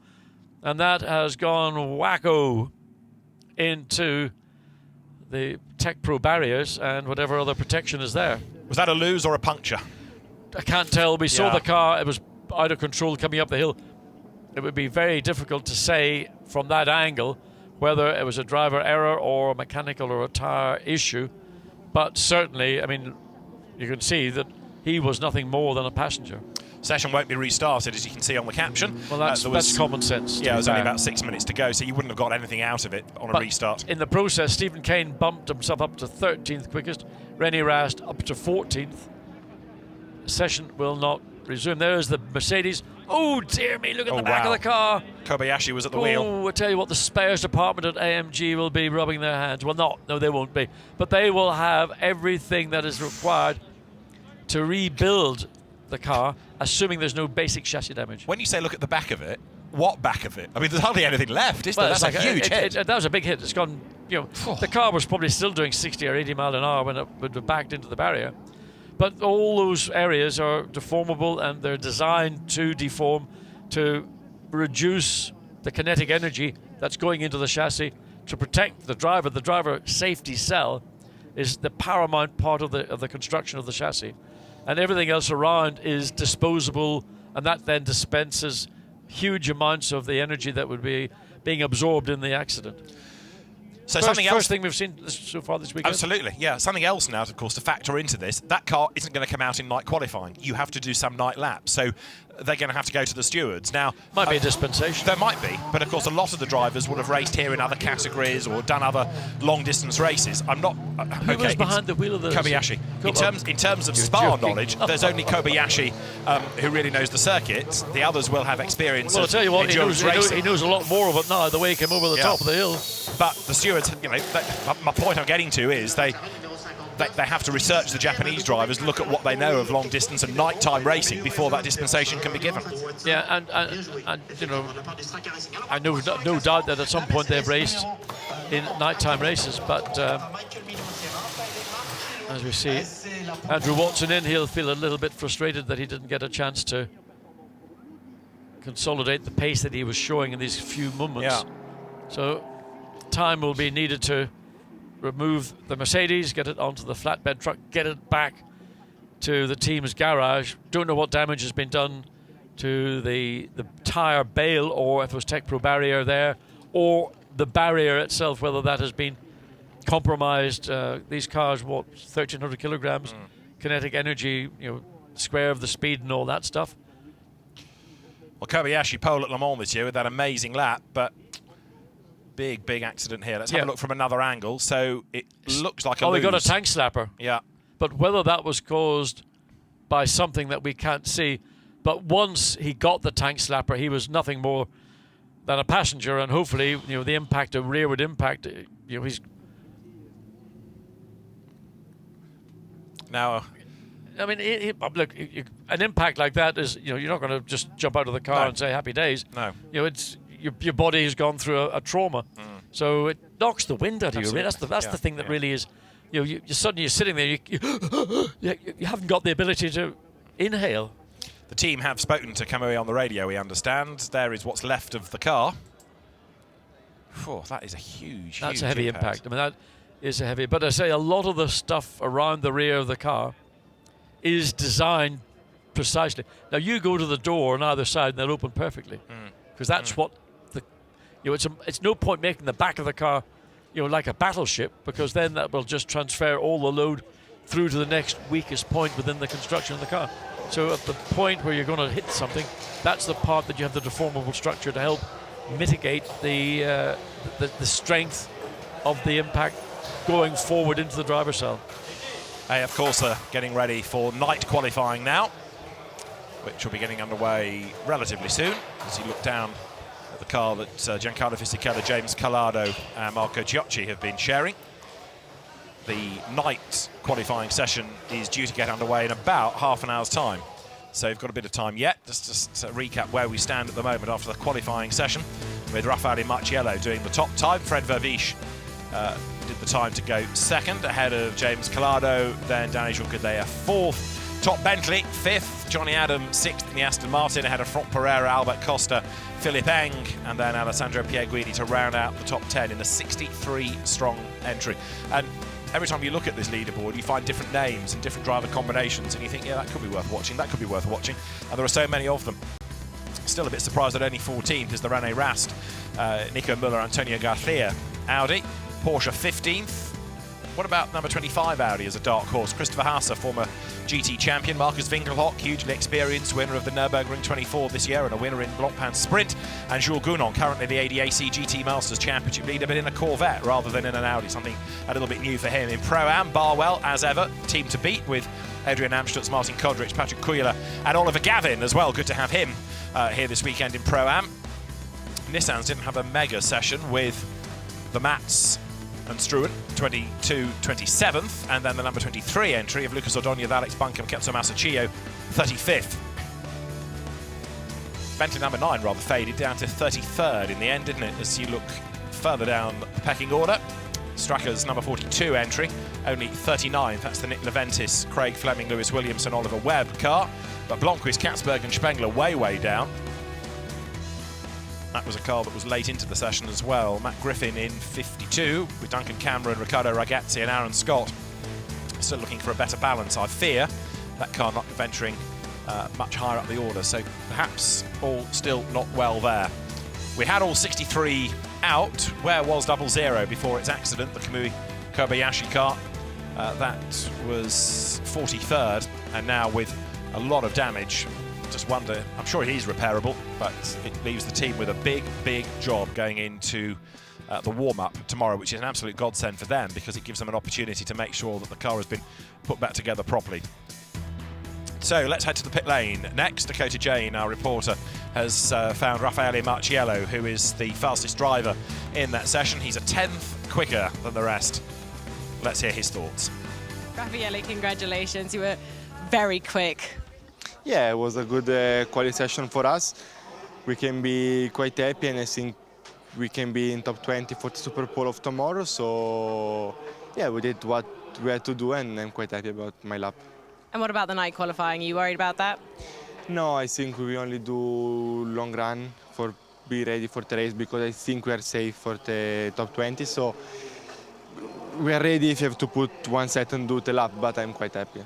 You look so calm. I mean, I expected you to be a bit more happy being the fastest man currently. Yeah, because it was 1 hour ago already, so now I'm calm and we will see now. But it's good, but it's 24-hour race, so. And how important is qualifying to you in a 24-hour race? I mean, it's not really important because it's 24 hours. Also, maybe if you can start 40, you can win. But it's important for the first 3-4 hours to be out of the mess. So, I mean, it's quite important. And I mean, it was always nice to be in front of everyone. All good so far. Let's see if you keep it up. Thank you. Just going back to the 00 Mercedes, as far as I'm grateful to people on Twitter telling me this, Nobuteru Taniguchi and also Tatsuya Kataoki have got Suzuka 1000 kilometre experience, which ends in the dark. Thank you very much, Darius Reventon, for telling me. So, yes, they are familiar with night driving, even if not here, even if not necessarily in Europe. So that should hopefully sway the decision of the stewards, led by Greg Masters, former racer himself in things like classic saloons and Honda CRXs 100 years ago. Pierre Arret down in his pit bunker, spectacles on, getting ready for night qualifying. Arch enthusiast of racing is Pierre. After many, many years away, he came back in the European GT3 Challenge a few seasons ago and has been a mainstay of GT grids ever since.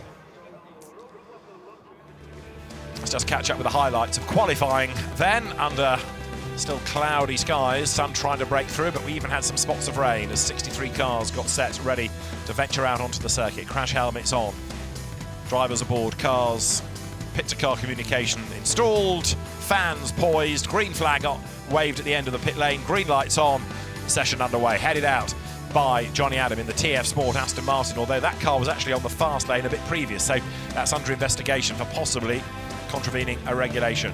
Johnny Adams set the target time. Wasn't long before Raffaele Marciello came through behind to go slightly faster and put himself up to the top as drivers cycle through, teams put new tyres on, tank of fuel if needed, and then the session, which should have been an hour and a quarter, ending just slightly short with the accident that befell Kamui Kobayashi in 00 Mercedes.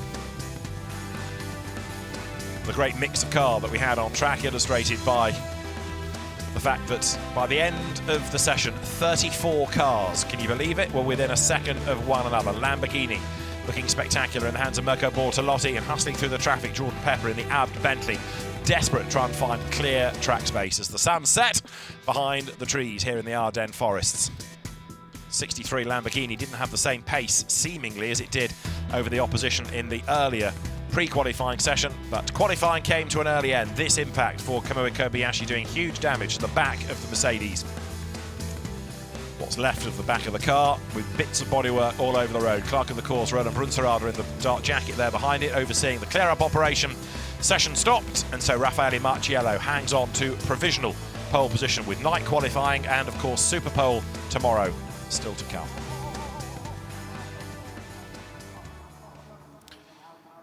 Now let's head back to the pit lane. Lawrence Van Thor has been a mainstay of this event as an Audi factory driver. He comes here this year for Porsche. Lawrence, now you're currently P15. Do you think you can go faster in the night qualifying? I think you can. I hope so. First shot we did was okay, but we had a bit of traffic and could have been better. But then we changed something in our car for the second one, and it wasn't really an improvement, so we couldn't improve our time, unfortunately. So now we try to brainstorm how to put everything together. We have a good car, but like I said, we just don't have so much experience yet on these new Pirelli tires. So we're trying to work it out, but we have one more shot to go, and let's do our best. Now you're here this year in a Porsche instead of an Audi. What is it like to drive a Porsche on one of your home tracks? It's quite a bit different. It's obviously a different concept of a car, but it's a really cool car to drive. You have to work in it, and it's fun, and it's quite a challenge. And it's yeah, I like it. I think it suits my driving style, so it's nice. And how is your Porsche career going? I'm excited to hear more about it. Good. I'm not gonna lie, it was a bit getting used to in the beginning because I do the American Championship this year, so it was all new tracks, a new team, new car, new people, new rules. Everything was new, and in the beginning it was quite a lot to learn. But now since the second half, it's going really well, and I start to feel at home, and I think it's really cool, so I'm enjoying it. And are you quicker in an Audi or a Porsche? I don't know. I did 2 poles in an Audi here, so let's see if I do one tomorrow in the Porsche. Let's see how it goes. Thank you. Last year's GT World Cup winner in that shortened crash fest at Macau, Lawrence Van Thorp, but now part of the Porsche factory and going very, very strongly. Good to have him in the event. Good to have the Timo Bernhardt squad in this as well, a team that's got a good, successful track record in a short space of time in the German Championship, German GT, the ADAC GT Masters, to give it its full title, but now coming at Porsche's behest into Blancpain for this weekend. And certainly, I mean, in terms of the depth in strength, we keep talking about the depth and strength of the drivers. Yeah. But the depth and strength now with the variety of brands that we have. I mean, this is Porsche's effectively first toe in the water this year into a Blancpain sprint or endurance event.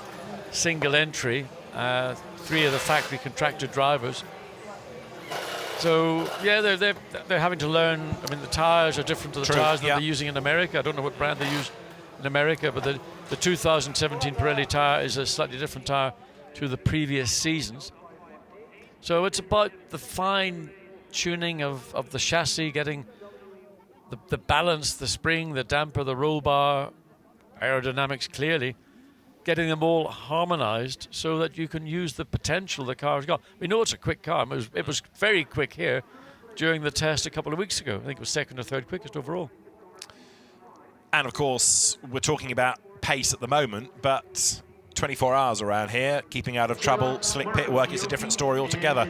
Meantime, if you want to save on your Pirelli rubber, there's an alternative way to go GT racing, and this is it, where there is the indoor GT challenge going on at the moment. Well, I don't know if the children we're looking at, if they're the ones that are doing the racing, but whoever it is, they certainly have a fairly good idea of how to make slot car racing. It was a 30-second scale, I'm assuming. Oh, I used to love that when I wasn't even a kid. I dread to tell you the age when I was still playing slot car racing. Nothing wrong with that. No, but you know, sometimes. But it's addictive. It is really addictive. Yeah. And the quality of the models as well gets better and better all the time. Well, it's all the tweaking you do. I mean, you can rewind the motors, you can reverse the polarity, so when you lift off the button, it effectively just locks the wheels. I mean, it was all these little things that when you bought your kit, and you thought you're going to go out and Muller everybody, but you found yourself probably running last, and then you pick up all the little tweaks. That was great. Was there a John Watson Scalextric McLaren or Brabham, for example? No. I mean, this was back in the days when I was living in Belfast. There was a hobby shop, a model shop in Belfast, and they built a proper scratch-built slot track. Okay. So you could go in and play for half an hour or whatever, and it was a very popular pastime amongst saddos. Not sad at all. This is another popular pastime. Beer and Friet. The Jupiler is going down nicely. One of the elements of Spa that has sort of improved is that it's got rid of all the old whoopee snacks, as the franchise was called. The more permanent structures don't have quite the same appeal and atmosphere. Whoopie Snacks used to have this contract, and there were these funny little wooden chalets all around the circuit. Now they're rather more it's structured. franchised out. It has, I'm afraid. Yes, it's all become centralised. But what happened to the blue surround on the number 8 Bentleys? Or have they got I thought that was on 7. I thought 7 had the blue. Maybe I'm wrong. I don't know. The 7's got the green. So just having a little look inside. But there, I mean, that's one of the views that, if you can sit up in the balcony, this is, I think, on the top of the building, in fact, that we're broadcasting from, looking down across, you can see the climb out of Eau Rouge, and, well, they're not interested in that. They're having a wonderful time. Kessel Racing's fleet of trucks for the fleet of cars, because that's a squad running not only in the 24 hours, but also with a number of cars, and AF Corsa is the same, in the Blancpain GT Sports Club this weekend, which will get 2 races tomorrow. The Pit Brasserie is in full swing. The snack bar is ouvert. That's overlooking Eau Rouge, isn't it? At the top of the hill. That's the top of the other side, on the outside of the circuit. A mythic corner, don't you know, Eau Rouge. There was a photograph in the magazine I was reading coming out. And I tell you what, Eau Rouge, this is back, I think, probably in the 60s. Proper corner. Yeah. I mean, a proper corner. Now, what we've got is an excuse for Eau Rouge. To many that have never raced here, it's still a corner, but you're right. It's compared to what it was. What has changed is it's massively quick. Yeah. And as we saw with the double O Mercedes, the Good Smile Racing and Team Ukio. I mean, you get it wrong now, you're traveling a lot quicker. But the photograph was, I think, might have been a middle 60s Ferrari. It could have been a P3, a Curie, Francorchamps. Car looked mega, proper lean going through Eau Rouge. It is, as we say, a wonderful circuit. Let's head back to the pit lane. Dakota's found Andy Soucek. We can hear from him and do a lap with him as well. Right, Andy. Can you please talk me through an onboard lap of Spa? Take a look at the screen. Let's have a look. I've done this many times in Formula 1 with the Spanish TV, so should be okay. So this is a bus stop chicane. What we do is we try to prepare the lap as good as possible to have a straight acceleration into the start-finish line. We stay in 5th gear on the limiter here. We brake at 100 meters here. The car dives in quite a lot. Then we try to take the apex, the inside curb. We go on power as soon as possible. This is obviously very important for the straight line speed through Eau Rouge, Radillon, and the main straight line. As you can see, as close as possible to the right. We've got the steering on the right. We take a lot of the left curb, some of the right curb into Radillon, very, very close to track limits, but never over the curb fully. Here we just try to go down with our head to pick up speed.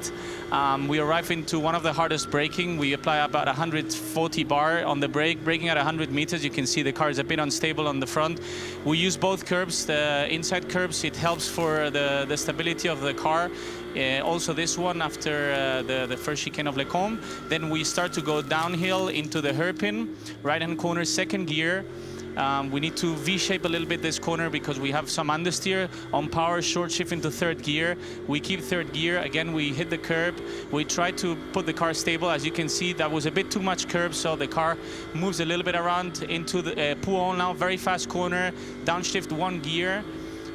Take the curb a little bit. On power as soon as possible. Flat easy, no problem. And we arrive to the 2nd chicane. Again, hard braking. We try to stay on the right-hand side of the curb. Again, we help ourselves with the curbs here, taking both of them, accelerating, trying not to hit the AstroTurf because it's a bit slippery. We hit the curb again on the right-hand side. We go on power as soon as possible. There is a bit of a lift in 4th gear. 5th gear now into the main straight line. Obviously, again, very important to have a lot of speed. And we will try to prepare Blanchimont as good as possible. We will ride over the right-hand curb, not fully. As you can see, there's 2 wheels that have contact. It's usually flat. And here, whoever was in the car, I think, backed off a little bit, braking at 150. And I can see some spells of rain in the screen, so probably he's going to prepare the next lap and try again. Wow, that was a great commentary of your onboard. Now, Andy, we're going to talk a little bit about your championship. You're currently P5 in the session just past. Can you go quicker? Well, Maxime did the qualifying. He's the star here in Belgium. He's very fast. He's always been here in Spa. He's a good qualifier. He did a mega job. I think being P5, 2/10 off pole is exactly where we wanted to be. The main thing is we are in the top 20 for a Super Pole, and tomorrow is a new day. We just hope to start the race, as far in the front as possible. I think we have a good chance if it stays dry. Now, you're leading the endurance currently, so this is a mega race for you to do well in. Are you a bit nervous about it? It's so long, if you're nervous today, we still have Super Bowl tomorrow. We still have 2 days nearly until the race. I'm quite excited, obviously, because as you say, it's the most important race of the year. We can pick a lot of points, and what we don't want to do is lose our lead in the championship. So we've got 2 very good teammates. The team is doing great. The car feels very, very good. So I think we are in good shape for this weekend. I don't really want to run on about last year's a bit disappointment for you. I know you were very heartbroken, but you're definitely going to come back stronger, right? Well, we learned a lot from the mistakes. We had a long debrief. I think it was about 40 people sitting around the table. We were going through every single thing that happened, and obviously you learn from the mistakes. This year, hopefully, there is no mistakes. We can have a clean race, and we can be in the top 3, at least in contention for the win in the last few hours. Cheers. Thank you very much. Thank you. So Andy Soucek, winner at Paul Ricard, and he wants to be a winner at Spa. And as he rightly says, lessons learned. The M Sport team, which, as we always make the point, has come from a rally background. No circuit racing until it came into the Blancpain Endurance Series. Indeed, I don't think Malcolm Wilson, with all due deference, knew what GT3 was until the phone rang and Bentley were there saying, we'd like to talk to you about a customer racing programme. But he has learnt and learnt fast. Matthew Wilson, his son, who has actually raced himself in T-cars and did a bit of single-seater racing, he's in charge of that project. There down at Audi is the Land Motorsport car that won the Nürburgring 24 Hours, still with all the dirt and mark all over it. And the fans are off into the woods, getting ready for night qualifying. It's 2 hours of track time that they get in the fading light into the darkness. Well, first of all drivers, in some cases it'll be 3 per car, some in the AMs it'll be 4 per car. So they've all got to go through and do a minimum number of laps to qualify to have been allowed to start. Now, obviously with the 0-0 Mercedes, having had that accident, it will not be taking any further part in running tonight. It may not even be able to run tomorrow when we have the shootout, but it's not going to be in that shootout. So wherever it is I'm looking to see where it ended up. In fact, the dribble, okay, it was 43rd. Yeah. So I suspect it's going to be a long night tonight, and probably a pretty long night on Friday night as well. Now let's catch up on matters BMW. Nick Katzberg and Philip Eng from the 2 cars are with Dakota. Now, Philip, everyone knows that there's a lot of competition between the cars on track, but the true competition is between sister car and sister car. Tell me a little bit about that. Well, not really in the end. We're one big BMW family, and on Sunday we're happy if at least one of our cars is on top. Of course, we push each other because we also compete, but it's important to be first on top of the timesheets and not in front of the sister car. So I think we had a decent Q1. Car feels great, and every lap around here is just a pure joy. And going through Rouge, Flat Out, and Blanchimont is amazing. So I'm confident or cautiously optimistic for the rest of the weekend. Now, Nicky, you had an accident last week or so, I believe. You okay from that? You fully recovered? Yeah, I'm fully recovered. It wasn't that big of an accident, so yeah, fully ready for the weekend. And as Philip was saying, do you guys actually work together? I think he was lying a little bit. We always want to beat each other, and today he did a mega job in qualifying. I think he was only 4/10 of P1, so he did a fantastic job. I must be honest, we had the car as well to do it, but we had some ABS issues in both of the runs, so they're working on it now. Hopefully we get another chance in the night qualifying, but it will be difficult, I'm afraid. Yeah, 41st probably wasn't your expectation for this weekend. Where do you expect to be in the night qualifying?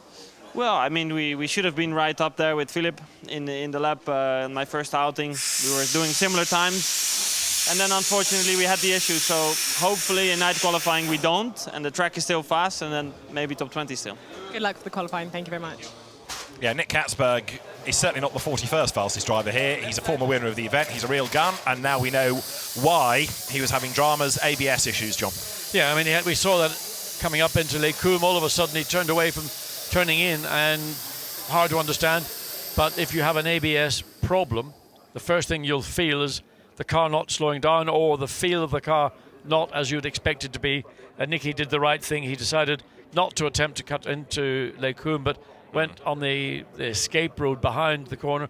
But the thing, it is inconsistent, clearly, because he continued. He didn't come in immediately to say, I've got a problem, fix it before I go out. He continued to do some laps. So whether it was simply intermittent or maybe that was just an isolated issue away from the ABS, we didn't get that question asked, so all we know is he had an ABS problem. Now, night qualifying will start on time, so the track is now clear, and we should therefore be getting underway on time at 5 minutes to the hour, so in about 10 minutes' time. As we get ready, let's head back to the pit lane. Franck Pereira, 7th fastest in that qualifying session, and going very strongly in the Mercedes. Franck Pereira could be good in Superpole tomorrow. Let's hear from him. Frank, 7th so far in this session, but I know there's more from you. What's going to happen in night qualifying? Yeah, for sure. We expect a little bit better. Anyway, it's not easy. You know, there is a lot of traffic. It's not so easy in Spa. You know, so many cars. We try the best, and what it's good. It's the car feels really good. I think we have the chance to fight for the pole position. Unfortunately, I was big traffic on my lap, so I couldn't put all together. But I think it's a big motivation for the rest of the qualified, and we will try to see if people improve or not. And if it's okay, tomorrow will be a different story for the Super Bowl. Now tell me, what is the biggest challenge in a 24-hour race? A lot of things, you know. For sure, the qualified is very exciting because everyone wants to do a good lap. Everyone try to manage the gap. So you try to do the best, but you cannot judge who is slowed down or not. So this is really difficult. But what it's good. The car feels really good. We work well together, and this is good for the next step. And is there a time or a point in the race that you feel, oh, I really just don't want to do that 4 a.m. stint? No, everything it's really nice. You know, I think it's a pleasure to be in Spa. It's such a nice car, and the level is so high, and I really enjoy to be here. And for now, what the best is to put the car in front, and then on Saturday will be a different story. What a great attitude you have. Thank you very much. Good luck. Yeah, Franck Pereira really enjoying life, isn't he, with a pro and overall car rather than being in Pro-Am, where you're always a little bit at the mercy of your co-driver. Yeah, I mean, he's a fully employed driver within the HTP team. It's a great operation. It's a fantastic car. Max Buch and Jimmy Eriksson, teammates, you know, they're professional drivers, and they've got, and as Franck Pereira said, you know, we've got a chance to put the car even slightly further forward, currently in 7th place. Of course, we can't anticipate what might happen this evening because everybody will be feeling much the same, that they all are going to improve. But for sure, as darkness is beginning to descend over the Spa-Francorchamps circuit, the air temperature will be cooling down, which will improve marginally engine performance. The air is denser normally as it gets more humid and moist, so that gives you a little bit more aerodynamic. And it will be simply, if you decide to use sets of new tires, if you're going to use them, don't use them when the track's busy. Use them when the track looks as if everybody's about to come in, because if you waste your tires, then you've wasted every effort you've got. And I mean, the difference between the top 20 cars is just over half a second, and you can lose in one sector half a second just simply because of one car, let alone a number of cars. The top 56 are covered by 2.039. From memory, I think the gap between the top 2 on the grid at Le Mans outright was more than that. So again, it shows you how the BOP works in this as drivers now get ready to go. 76, which is the ISR, Audi Pierre Caffert, Kelvin van der Linden, former winner Frank Stippler. 75, the sister car, another potential front runner in this weekend's race, Philippe Albuquerque, Clement Schmidt and Philippe Salaquada. Keep going down the pit lane, number 6 there, which is the Stéphane Richelme, Benoit Treluet, Nathaniel Berton, Audi. Number 3 from Pro-Am, is the Josh Cagill, John Venter, Nicky Meyer, Melnhoff, Richard Lyons car. 17, that's the Jamie Green, Jake Dennis, Stuart Leonard, British Audi, if you like, run by the Belgian team, but 3 British drivers aboard. And as we see the teams now with about 5 more minutes to go before they are released out on track. We need to catch up on things in Pro-Am as well. Abdulaziz Al-Faisal, part of Black Falcon's Mercedes entry with Dakota. Right now, so you're in the Pro-Am class, and you're looking quite strong here. Yeah, I mean, we've got a really good lineup, and but it's looking really tough now to put the times in, and the competition, I think, is really, really strong for this race. So, yeah, we're going to prepare as hard as we can, and hopefully we can give it a good race. Now, they look like they're doing some serious work on the car. What are they actually doing back here? We just finished the qualifying, so now we're going to start the night quali, and we're just finishing some setup on the car that we wanted to change, and yeah, we're just rushing into it. And how special does it feel to race at a beautiful track like Spa? It's unbelievable. It's, I think, one of the best racetrack in the world, and the competition is amazing. It's, I think, the toughest race because of the competition and the level of the drivers and also the cars that are in it. It's all GT3 cars. So, yeah, I think it's one of the hardest races to win or to be part of in the world.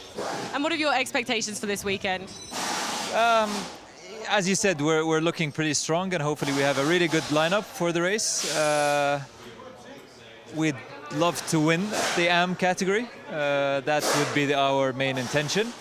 But, you know, if we put a good performance and we finish on a podium, that'd be a really good achievement. Let's see what you got. Thank you. Well, so far, it is a car 49th overall and a long way down in Pro-Am, but you never know what might happen come the end of night qualifying. Well, I mean, look, if you're not positive, the chances of moving forward are probably very slim. Yeah, true enough. So that was an expression of everything was moving forward, everything was very positive. I would imagine pretty much everybody in the pit lane will have that similar outlook. As we look inside the Audi Sport Garage, and Marcel Fassler, Andre Lotterer, Dries van Thor, what a mix of talent. Yes, absolutely. Age, experience, I have to say there's no beauty amongst them. I'll wait to see what people on Twitter say about that. Kevin Est has just said sitting P15 at the moment. Night qualifying starts in 5 minutes. Everybody really close together. There's an understatement. And it will be Lawrence Van Thor to start the session in the 117 Porsche. Yeah, I mean, we know what Lawrence Van Thor has done over previous years with the Audi. He was the go-to driver within the team. Great talent. Thing I noticed about him, he's got the Porsche haircut. He's got rid of all that sort of shaved egg look. Now, one of the other drivers we've got excited about in previous endurance races this year is Struan Moore aboard the number 22 Nissan, switching from McLaren to Nissan this year. He's outside the top 20. Can he break into it? Now, Struan, you're just outside the top 20. Can you break through this? Yeah, we don't know. I mean, well, we feel there's a bit more time in the car, and I feel Matt Parry thinks there's a bit more time in the car. So, yeah, we're right on the cusp, and, you know, we just don't want to be jumped by another 10 places. And obviously, in a 24-hour race, 10 places isn't a lot at the start, but, you know, we just feel we can't afford to lose that advantage. So, yeah, we're going to go out. We feel there's a bit more time in the car, and hopefully we can be in Super Pole. I mean, we haven't seen a lot from Nissan recently. What's going on? What, from Nissan? Yes. I mean, well, yeah, this isn't our best track, but, you know, it's a 24-hour race, and we know that very well, and, you know, we're just focusing on making no mistakes, and our raw pace is never going to be as much as the Mercedes or the Audi or even some others. So, yeah, we just need to get through tonight and, yeah, try and beat them. Best of luck. Cheers. Thank you.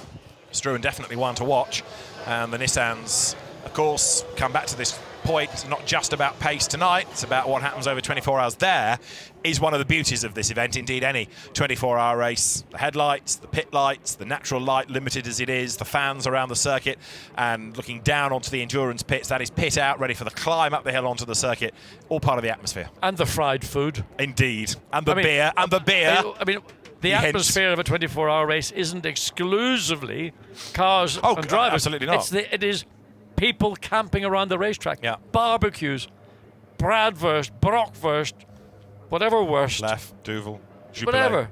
And, you know, when you drive Duvel. around, I mean, I have never done a nighttime race at Spa-Francorchamps, but at Le Mans, in the heady days when it was, you know, a proper race, Yes, John. You could actually come down over the top of Dunlop Curve, down to the S's, out towards Tête Rouge. Medium rare for me next lap through. And it felt a very long stint, did it? The hungrier you got. Oh, it was great. Yeah. But you know, that's all gone. But that is what makes 24-hour events. If you go to Sebring or it's 12-hour events, go to Daytona.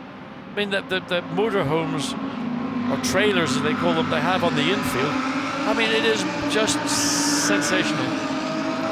We've also got concerts as well during the night here as well to enjoy. Right, before we get into night qualifying, let's go back to the pits. Alessandro Pierguidi. Alessandro, you're a mega driver. What's going on here? Yes, so far it's quite good. So we are in the P10, so it's not the best position, but at least we are in Super Pole. So what does matter is to be in the top 20 and to fight tomorrow for the pole position. Now the guys try to fix a bit a small problem we had, and after I try again, it will be difficult because it's night, so it's dark in Spa, especially it's very dark the track. But last year I did it with the dark, so I try again to improve my lap time. It doesn't really look like a small problem going on there. It looks like quite a large problem. What's going on? It's smaller than what looks, but because they are trying to fix a small leaking of air, so it's quite okay. It's more the work for them than the real problem. I think in 15 minutes we were ready. Okay, good luck. Thank you. Well, certainly a lot of work going on around the rear quarter of the Ferrari, and of course access to these GT3 cars is not quite as simple. All these rear panels are not detachable. The inner guard has been removed. They're trying to get at something. As you can see, two mechanics buried under the rear guard, others diving in on top. But there is one of these magic moments, just at the point when the light is beginning to finally fade and the benefit of your headlights really comes to the fore. It's that period before it gets dark, where it's the twilight, dusky zone. You don't get the benefit of the headlights in terms of being able to read the racetrack, read the corner. But once it gets fully dark, and Alessandro Pierguidi alluded to that in saying that, okay, it is a dark track when you're out, especially if you're out and there's not other cars around to gain some benefit from the bleed from their headlights. Nevertheless, there's an enormous degree of satisfaction, and I believe that a driver drives better in nighttime hours because he has got to be more precise. You can't always just see the exit or how much of the runoff you might feel you can get away with. So I tend to feel that drivers drive more, say professionally is maybe not the right way, but they drive generally better in the nighttime hours. And I sincerely hope we're going to see the lap time of Marcello. Let me push back here. That's Matt Griffin's car, Duncan Cameron. The 2 minutes 18.5. Wouldn't it be fantastic to see that being really, really challenged, maybe being beaten? And you know, we've got our top 20 right now, but there are still a few people. Dominic Baumann is 22nd in the Mercedes. David Rigo, he's done 24th. These are all people. 22, Matt Parry, we know he's got natural pace. There are people who, and look at the Donias and the 23 Nissan, well, they ought to be in the top 20, but who are you going to then drop out? Nicky Katzberg, 41st. Sheer weight of numbers means you can't have so many good drivers all in the top 20. I know, and somebody's going to be disappointed because having achieved a top 20 time in the first part of this qualifying session, you sort of think you got the job done. But for the factors I've just mentioned, and assuming the track conditions remain consistent, the track is giving up good grip, everybody is getting their tyre to work, the temperature's up, the pressures are up, the driver is focused and sharp. There's no reason to believe that the times that we have seen so far can't be exceeded. Indeed so. Now, do you do it now or towards the end of the session? You do it when, I go back to this comment I made earlier, you do it when the track is at its clearest. When it allows you. When you've got the opportunity to go out and get a run and not be compromised or not find yourself suddenly there's a car making its way out of the pit lane, down the hill, climbing up over a radio as you're about to come through the radio itself. So it's I hate saying it's good luck. This is where the people in the pit lane can play a large part in assisting a driver achieve a position which he currently doesn't maybe hold. Look at the glow. I mean, just a great... It's magic, isn't magic. I mean, it is to see these disc brakes glowing cherry red. I mean, first of all, the pressure that you have to apply with your leg, whether it's your left or your right leg. And there's a little moment for Quali just getting caught between a couple of slower cars. There's somebody off on the Nissan. It's a Nissan, yeah. That's going to be a red flag as well. It will be. Is that 22? It is. It's 22. Is that Matt Parry? It's Matt Parry at the wheel of it. Oh, it's Matt Simmons, it says there. Okay. Matt Parry, it says on the timing screen. Well, that is a big old hit. Again, that's almost identical place that we saw. Red flag. Yeah, there's no question about it. As soon as I saw it, it was a red flag. Yeah. We saw a couple of 3 years ago when Alex Buncombe had his issue. His issue was a rear wheel nut, I think, it became detached. So we're only into this session, 5.5 minutes, and we've already now had a major incident in the exit of Eau Rouge on the climb up. As we go into the Nissan garage, they know that they're going to have to get a car back, and going to be a lot of work, and that's all front end damage, which will be a different problem because the chassis legs and the location for the engine, the Nissan doesn't have a very low set. Jonathan Buncombe there, Alex Buncombe. Chris Buncombe in the middle. Yeah, well, why is it not with Jensen? If Jensen was doing some events at the weekend, I mean, he's his buddy. Yeah. Anyway, a lot of work. Oh, that car is going to need a full night tonight and a full day on Friday to get it back to a race condition. Absolutely. Front end damage normally is more difficult to repair. Then are we going to get to see a replay or not? No, this is just a live picture. So the track is now empty. Here we go. Comes down, takes a lot of curb on the inside. Oh, something went wrong at the back of the car. Can't turn. Oh, the front is the right. Sorry, the left front. The left front is gone. Oh, that was a big hit. That's a big hit, almost. I mean, you're just sitting there. You've nothing you can do. That left front. So that was a. Are we on board? We are. No, it sounds to me that's either a tyre has been going down or something has gone and cut through the tyre. That was a very rapid change from the car being in control entering to the point where it was on the exit, and that was just simply a passenger. Vitelli's out of the car. So although the graphic said Matt Simmons, the timing screen says Matt Parry. We want to wait confirmation just to confirm which of the Matts it was. So the clock has stopped. As it would for a qualifying session, yeah. So I wonder how long this is going to take. And look, you can see, well, that hurts. I mean, just your whole body, just the energy that suddenly is transferred all the way through. Fortunately, with modern safety harnesses and the hands and neck device, seat technology, all appears to have helped.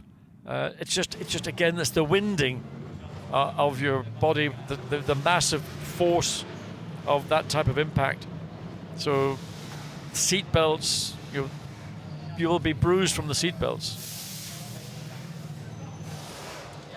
So Matt Parry, thankfully out of the car. Matt Simmons walked away.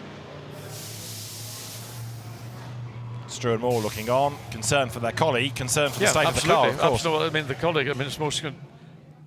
Now, let's look and see. Now, he went over the curb. Now, did he cut the tyre down on the curb? Because all of a sudden, look, just there, something comes out, something flies out from the left of the car. But at this point, there is no contact. It's a rim contact, and you can see the smoke pouring off it. Yeah. So there was not a great deal. I mean, he was probably trying to slow the car down as best he could on the brakes. But when you've got a tyre like that, the car's imbalanced. So let's again watch the onboard. Listen. It's gone there. Now, was that a suspension as a consequence of maybe being a little bit ambitious with the curbing? I don't know. It's very difficult. We need to, see if there's something that team can tell us. There's a concerned Bob Neville. Absolutely. In the white hat. Yeah. Understandably that was a big hit. Yeah. And that was a serious. I mean, the rear hit of Kobayashi was one thing. That absorbs it, but you're sitting there, just waiting. Just waiting. Yeah. So any plan you have for this session has just gone out of the window, as it has for the rest of the weekend, because they've got to repair this car first of all. It also, of course, makes the night longer for the teams because you have, with it being a qualifying session, as John said, you've stopped the clock, so we'll run long past midnight now because of this delay, as they try and get the car out of harm's way. You can see all the liquid that's come out of the front of it. Big, big damage. Yeah, I mean, I suspect, you can see, I mean, just from these pictures that the whole, the left side structure, particularly, it was the left side that took the biggest impact. And the driver sits, I think, on the left-hand side of the Nissan anyway. Correct, yes. So the right wheel is still attached, but it's all around the left front. There are parts of the... Yep.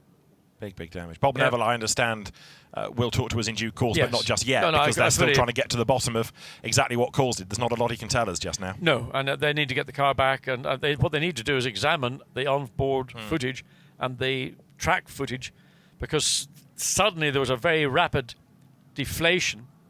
It was either as a consequence, because Matt Parry ran a lot of the curb on the inside, which everybody does, and then very shortly thereafter, you could hear that was metal to tarmac. There was the tire just had gone. Or maybe something was damaged going over the curb, then that then in itself. So it's all speculation on our part, but the more important concern is that Matt Parry is fine. The car can be repaired, and Matt will no doubt be taken off to the medical centre, just precautionary, just to check that everything is fine, that he hasn't got anything that is secondary that we are not aware of. But he looked to get out of the car, you know, very shaken. Indeed. But he was moving under his own momentum. Nissan has tweeted, red flag in night qualifying. Unfortunately, it's the number 22 car. Matt Parry has reported saying he is okay. More news to follow. So as soon as we have it, we'll pass it on.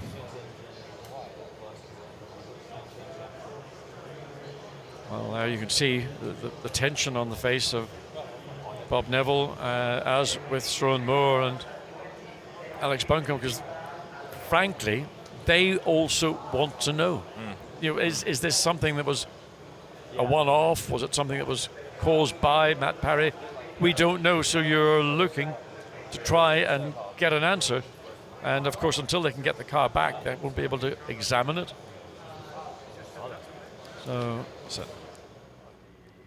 clear-up operation continues. It's not just the car out of the way, of course, it's all the bits of debris, bits of bodywork that you don't want anybody else to run over and puncture a tyre themselves on the outside of the road. No, I mean, luckily, I would think the majority of the bodywork that was fundamentally trashed would have been pretty much contained within the tyre barrier behind, but there will be residual stuff. Exactly. And there's fluid. There may have been fluid in the tyre wall. I mean, there had been raining, so they sometimes, retain the water, retain the water. But also, with the damage to the cooling, the front of the Nissan, there will be that as well, and there may be oil into the bargain. So there's the liquid. Yeah, there's loads of it. Track sweeper on its way, I think, to its place. The marshal's going back on post. So let's try and have another look and see if we can do a little bit more sleuthing as to what exactly happened. Here we go from one angle. Yeah, just suddenly the car just snaps, and I mean, the car really didn't lose. It was unabated speed, wasn't it? Yeah, it's just gone. You can see it literally. It's just at the point where you're beginning to climb. Just at the point where you're beginning, you can see the marks on the racetrack. That's been there for years. So again, on board, he took a lot of curbing. At that point, then it's gone, and he's just sitting there. And at full speed, there's hardly any retardation at all. No, but there's the best news. Matt Parry is out of the car. That's about as quick as you want to go into a tyre barrier. So now the process of the car is on its way back to the Nissan team, and they will no doubt get all over it and see what they can conclude, I suspect. And also, it's more important, I think, to wait for Matt to get back to the team and get his opinion as to what was the problem. So it's going to be a few more minutes, maybe up to half an hour, I think, before this session can recommence. And we're still an hour and 54 minutes to go. So the cut-off point for the session, had it gone normally and had not any stops, was going to be midnight.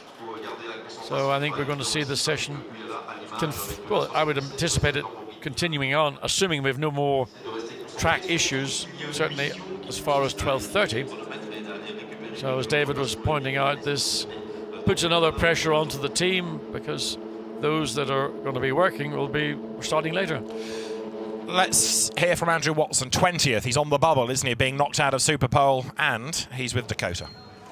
Andrew, now you're currently 20th. That's quite a difficult place to be. Yeah, it's going to be a long hour and 50 minutes. I just said that to the team. I'd absolutely love to get through the Superpole. It'd be a tick off my bucket list. I got to do the parade into town on Wednesday. I drove the car in, so that was cool.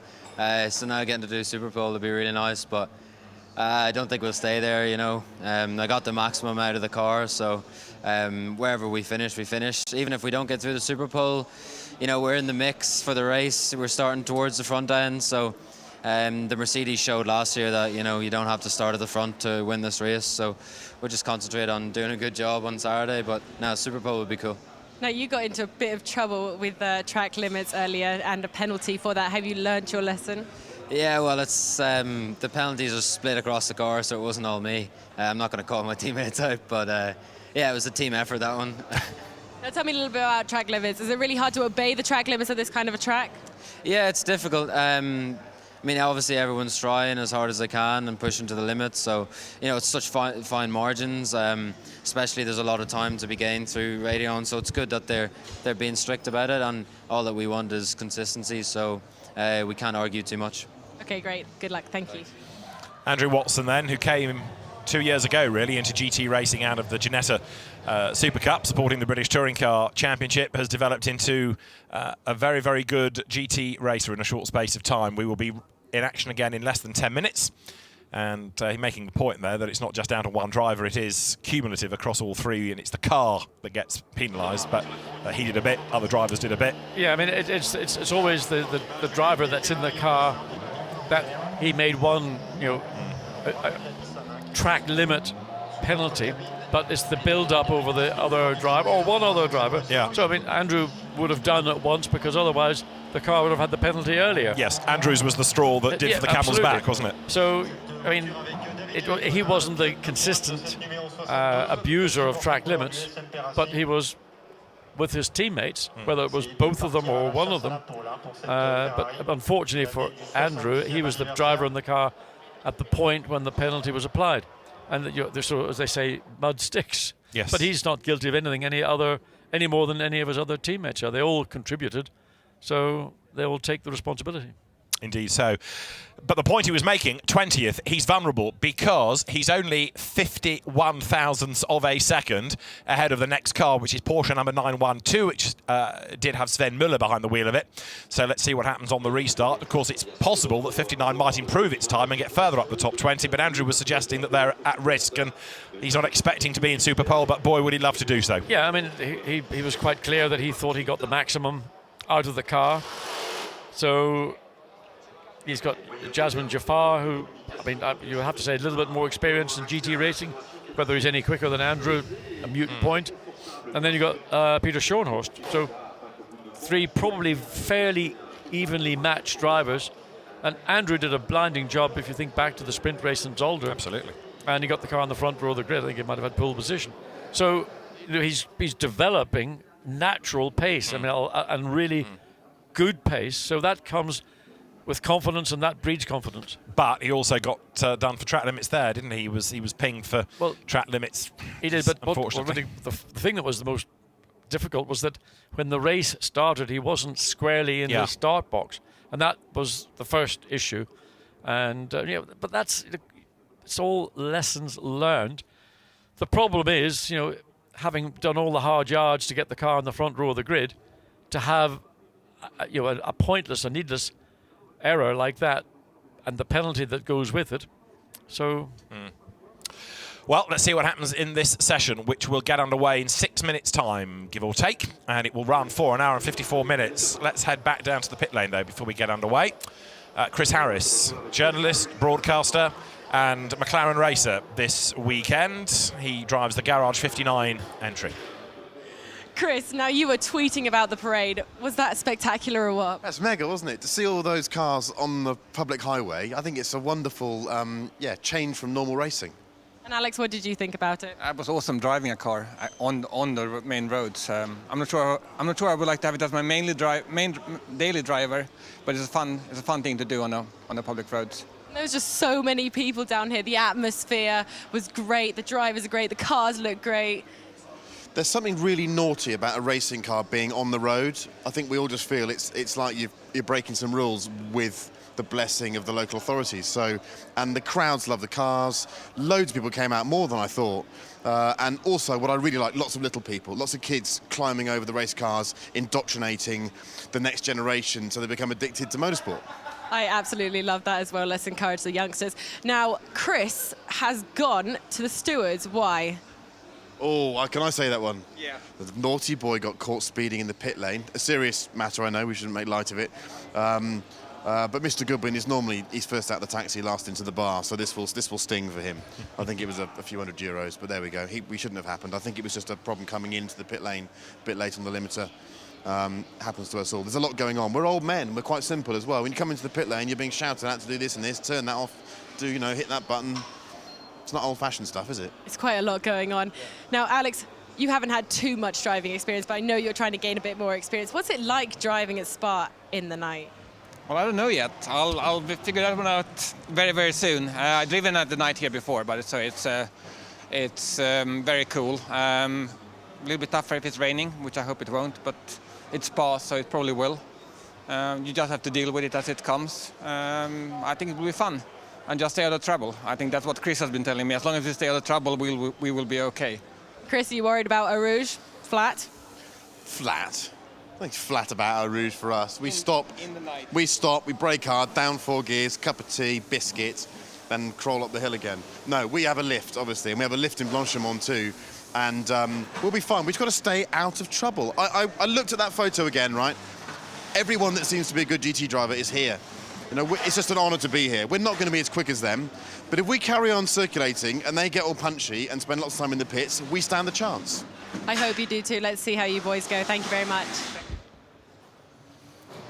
So Chris Harris, Alexander West, along with Bradley Ellis and the speedy Chris Goodwin for number 188 McLaren. Very unlike Chris just puts it on the McLaren bill expenses, you know. He's not paying it. But anyway, no, I mean, Chris explained, you know, there's a lot going on when you're coming into the pit lane. There's a lot of switches that need to be adjusted, applied, whatever. Just to make the point, we've gone green. We're ahead of schedule because the race director put on the screen while we were hearing from the McLaren drivers. Session will restart on short notice. He's not wasting any time.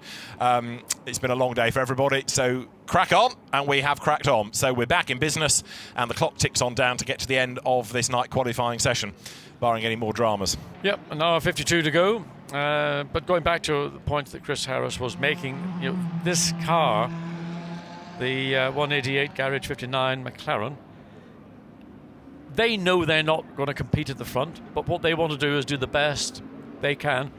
And I think Chris was quite right in saying, mitigate all the potential things that could get you into trouble. So don't do something which is marginal. You've got a lot of quicker cars will be at different points, dive bombing you, trying to get upside, alongside, underneath you, over you, whatever. Just be consistent. If you're in the middle of the road, stay in the middle of the road. If you're on the left, stay on the left. On the right, stay on the right. It's when drivers are inconsistent, then it is a frustration for the quicker cars. And that's when incidents more likely will occur. And now, look at just how dark Spa is. There is artificial lighting at certain parts of the circuit, but out here, going through Speaker's Corner, down towards Pouin, it really is a step into the unknown. I mean, it's a commentator's dream, isn't it? We can't see a thing. Who's that? Who's that? Well, that's that GT3 car. I'm going Ferrari. Oh, it was. Davide Rigon. Well done. Stroke of luck. Right, Davide Rigon's car with Victor Scheiter and Miguel Molina out on track. And that's 24th fastest. So that's one that's needing to go faster in this part of qualifying and break into the top 20. If you want to go fast, do it now, because the track is essentially pretty empty. And as long as you get your spots and you don't, you know, a lot of drivers love this period. Other drivers are not keen on nighttime racing. And, you know, sometimes when you've got a round circuit, you've got these very bright illuminated signs, and they bounce back into your eyes, and, you know, they make you sort of squint and blink. I don't think Spa has got too many of those. But here he comes now, about to go on to a flying lap. So let's see what the young Italian Ferrari star can do. Green flag is waved at the start-finish line. So he begins the run up into La Source. Bit of debris in the road, but not on the line. You know, good traction off La Source. 4th gear, 5th. Plunges downhill past the endurance pits. This is where Matt Parry had his drama. Climb up the other side.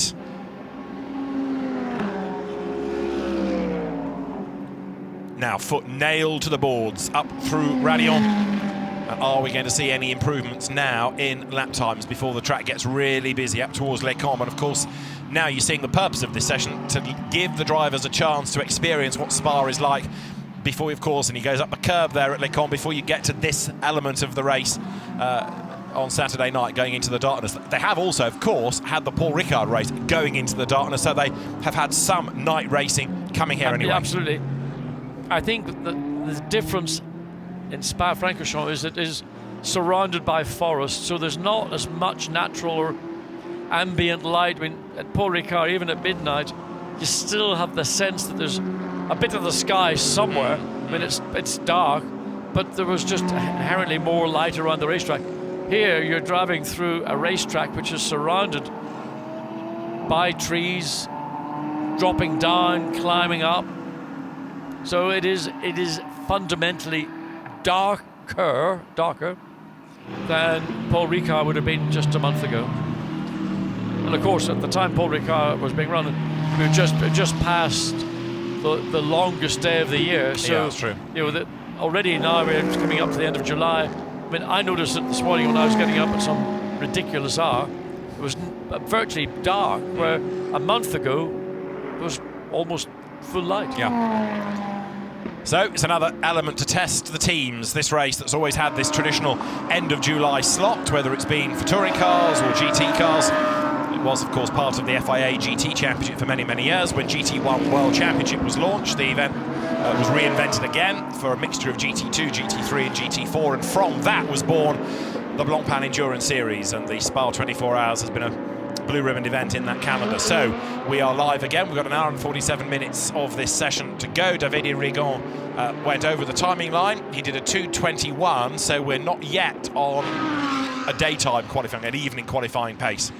No, and now he's confronted with a load of traffic ahead of him, which, as we look at the... I mean, if you want to talk about motor racing, the developments of technologies in motor racing, just look at the headlight or the lighting technology that we've got in these. These are all... well, they're not quite lasers, but I mean, they've got almost the power of a laser.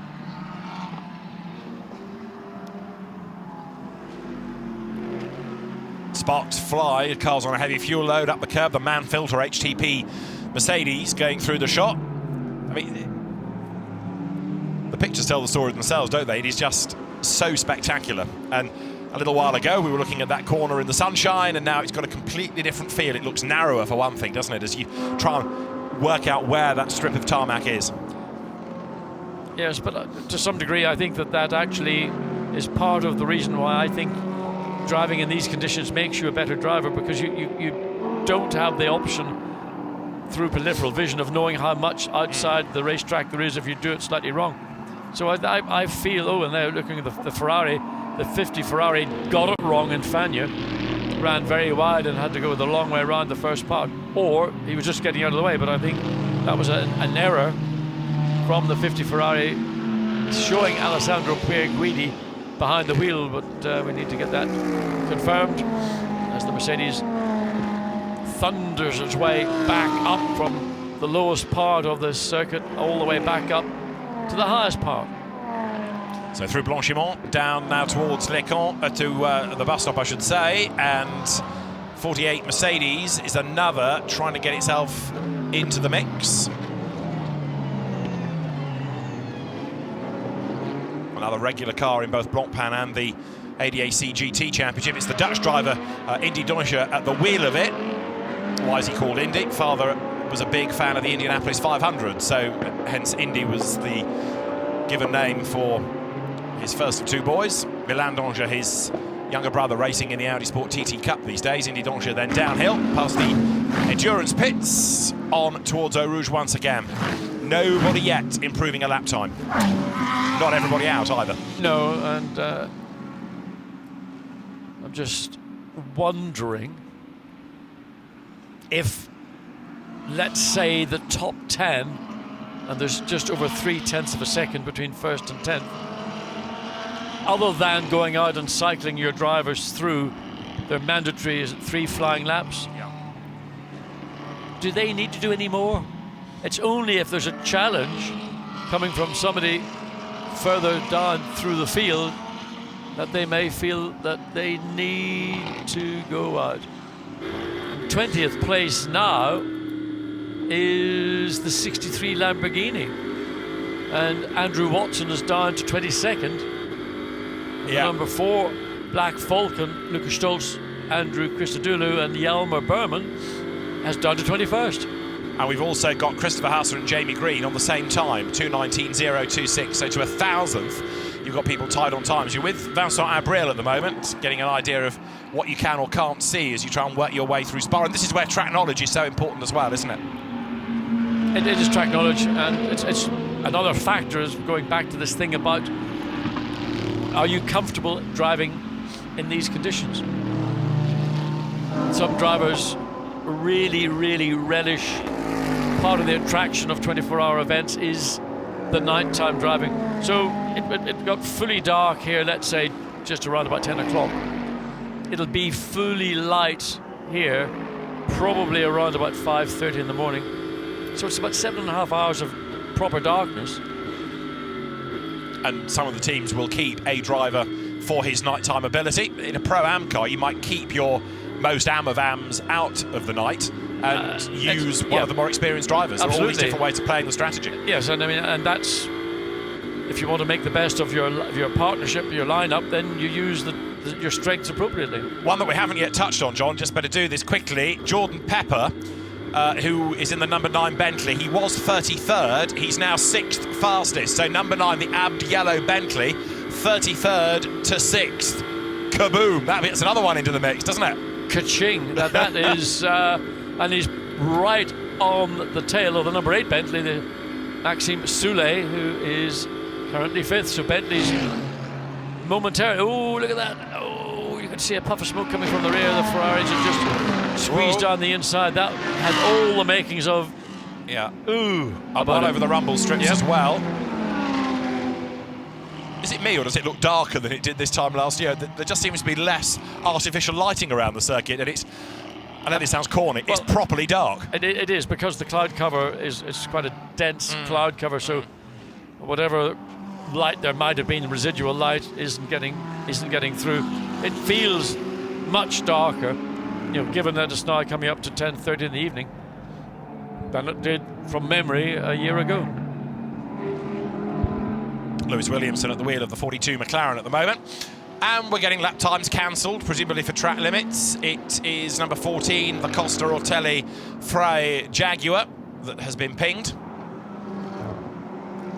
It's amazing that at night time that you can, I mean, you might think at night time you can sort of get away with things.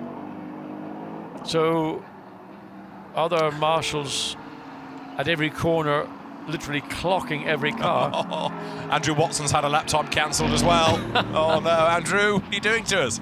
Well, Andrew is in 22nd place. His last lap was a 52.4. So that was, no, that can't be right. Well, he's had his lap time cancelled, so it goes back to his out lap, which will include the stoppage. So it's about 20 minutes or so. We'll see what he can do from here on in. 42 McLaren. Lewis Williamson at the wheel of it. Down towards the bus stop. Clock ticks away. Personal best in sectors, though, on this lap. 39th it is. And up towards the timing line. Let's see whether he's going to stay there. Up to 10th. No. No, stays where he is. I think about 10th in this element, maybe, Oh, but okay. overall still 39th. Okay, yeah. 2:19.901. Yeah, that's so confusing because the time that's coming up on the screen is relevant to the session. Yes. But not to the overall. Yeah. So our timing screens give us the earlier session and this session, so we can compare the two, and that changes the overall situation, of course, as required. Johnny Adams, Pro-Am pole for 7th, ahead of Sven Muller, 23rd.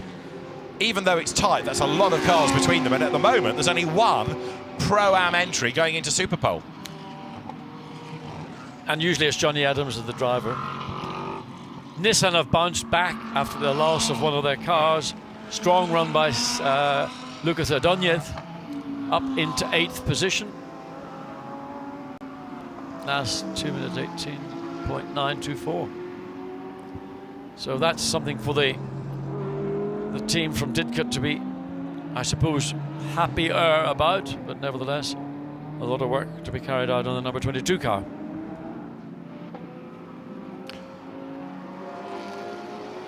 So we are having 1 or 2 improvements. We've not yet had everybody go out even. So, for example, 55 Ferrari, that might be one to go and investigate. The Collado Chiocci Fisichella car, we saw that being worked on in the pit lane. That hasn't gone out yet. Nor has 84 Franck Pereira. 53, which is the Andrea Bertolini Ferrari, still in its pit box. So also, well, we know Matt Parry went out but didn't do a time. Mark Lieb hasn't done very much. To be fair, not many have done very much. No, in terms of laps, no. I mean, we've got some that, as I say, haven't even gone out yet. Or haven't done a time, certainly. And we don't expect 0-0, do we, either? The Kobayashi car, after all that's damage from earlier on, so that's gone. That's going to be a 24, if not 36-hour rebuild job. But you can just see how dark it is on the return up to the bus stop chicane.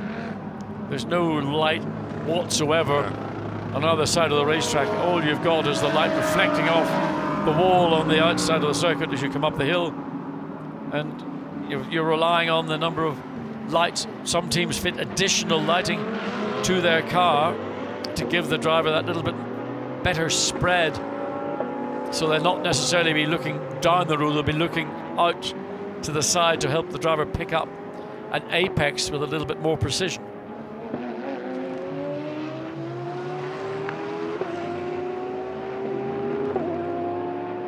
So 51 Ferrari out of La Source, plunging downhill.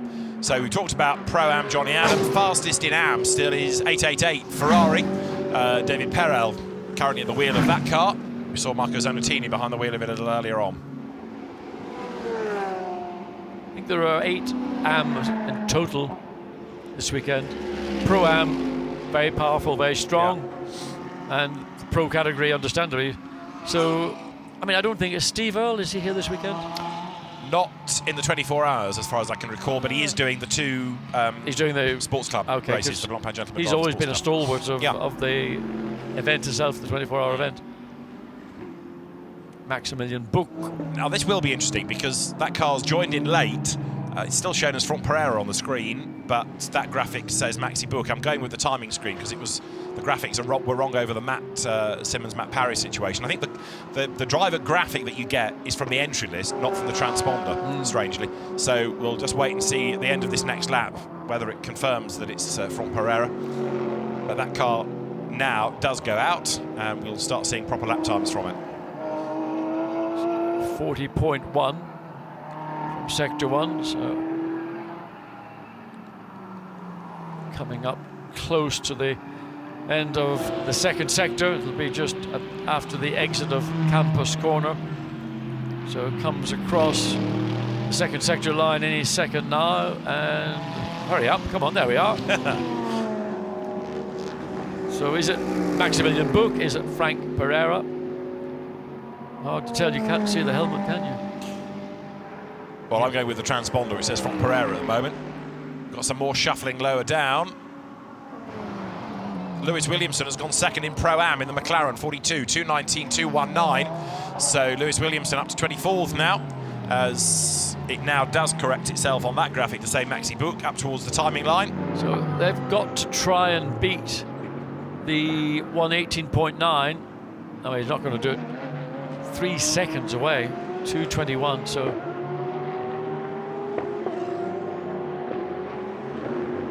the time set in the first session when it was daylight for the 84 HTP Mercedes has not yet been challenged in the opening moments. An hour 19 or so to go, and still track not desperately busy. Lap 7, car 43 cancelled. Lap 5, car 25 cancelled. So still the drivers are using more of the curbing than they should be permitted to do. There's the car that is still the quickest overall, Eduardo Mortara, behind the wheel in its new blue and white livery. It looks, I think, just about right to go quickest or be quickest currently. So let's see what Mortara can do as he begins the descent out of La Source and just drops away. If you try to walk up that incline and then you get, well, you start at the very bottom in Eau Rouge. Mercedes looks really planted coming up through Eau Rouge. Confidence, inspiring. Nothing that's nervy or twitchy, nothing that's going to make the driver feel uncomfortable and therefore make him less inclined to make a commitment. So just a little bit of curb on the inside, a little bit more curb coming through the middle part of Les Combes. Then running out over the exit again, not doing anything that would get anybody's attention. Then the braking downhill into Bruxelles. It's a frustrating corner because there's no line that you have to say that is the definitive line. And once again, then running pretty wide coming out of the corner with no name, down the hill, dab of the brakes, down one gear certainly, into Pujo. Getting the entry is the key, because then you can let the car run out wide, then it almost naturally follows that trajectory back and gets your second apex. And then before you know it, you're down into Fagnes. You want to keep as tight to the right as you come out of the first part of Fagnes to give you the best exit possible through the left-hand part, and the short little sprint down to Campos. Use a little bit of curb in the middle, let the car run out. As we were mentioning, the AstroTurf on the outside will hold moisture, so you don't want to get onto that. You don't want to spin up a wheel.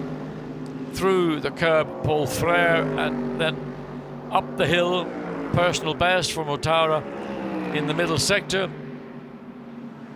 We can't quite hear whether that was a lift or just a breathe. There's a difference. A lift is when you come off the throttle.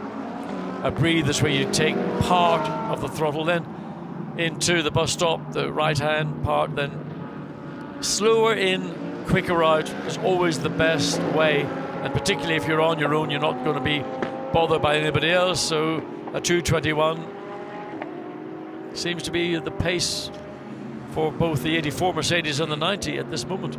The fastest in this element of qualifying is the number 2 Audi, Conor De Filippi, who has done a 2:18.752. Jordan Pepper, second fastest, number 9 Bentley, third Alex Buncombe in the Nissan, if you take this night qualifying in isolation. Yep. On board with 63 Lamborghini.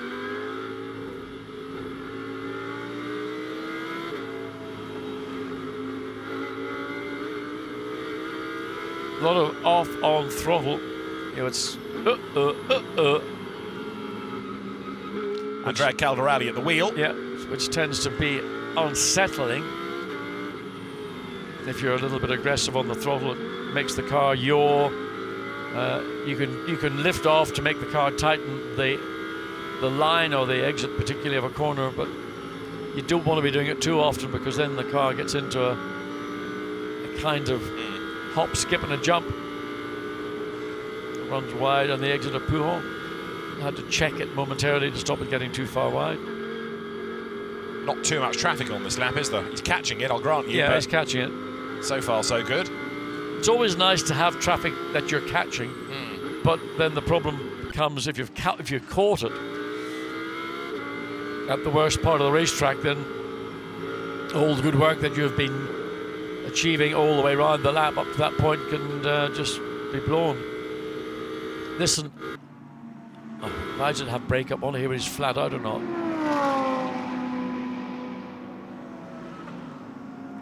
Well, there's no brake. No, absolutely. So he's probably having either a lift or a breathe on the throttle, just to, it's a confidence thing to check the throttle. He's into the pit lane. And look at the red, that cherry red glow from those two exhaust pipes. That's running pretty lean. An hour and 14 still to go in this part of the qualifying. We're still working to get our top 20. Mirko Bortolotti's time from Q1 standing in that car 2:19, and you've just seen it go to the pit lane, but it's 21st, so they miss out by 5 thousandths at the moment. Well, I mean, for me, everybody's got to get their cycle their drivers through at the earliest opportunity. And then, depending on the time left, depending on what you feel you can achieve, and somebody like Bortolotti, I have to guarantee, will want to put on a fresh set of tyres before this session ends and go out and have a shot at certainly getting into the top 20. Where he would be in the top 20 probably isn't, because once you're into the top 20 shootout, that will then be the top 20 grid positions. This is just to get you there. Yeah, so he sure. needs to be in the top 20, whether he's 20th or 1st. It's what happens then on Friday evening when we have that shootout. Alex Buncombe, you're riding with. There are plenty of dark lanes around Somerset. He's a master of all this. Oh, tell me about it. So, down out of Pouhon he turns. And of course, the Buncombe family with a long history in the Spa 24 Hours. Of course, his father, Jonathan Buncombe, raced here many, many times in the European Touring Car Championship days. He was a regular in Equipe Esso Capri's with the likes of Vince Woodman, for example. Jonathan, who you saw in the pit lane a little bit earlier on with Alex and Chris, his two boys. Alex's grandfather used to race as well, John Buncombe, so it's a family steeped in motor racing, and the next generation is here as well, isn't it? Morgan, Alex's son, is looking to go into, I'm sure, Ginetta Junior racing in the next 14 years, if not less. So he's got traffic ahead now at the end of the lap, down towards the chicane at the bus stop. You've got Matt Griffin's Ferrari up the road, tries to let the traffic go. I mean, he's got a chance, having just compromised the field behind. He's got a chance now of getting a clean run through La Source, up through Eau Rouge, and with the speed, straight line speed that we know the Nissan has got, get through some of the traffic that is ahead of him, and maybe in the process pick up a little bit of an aerodynamic tow. But it's all ifs, ands, or buts. Indeed. Conor De Filippi still the fastest in this part of qualifying. Alex Buncombe still third. How's Felix Morales getting on? 88 in the Mercedes. Quite a long way down at the moment in terms of this session.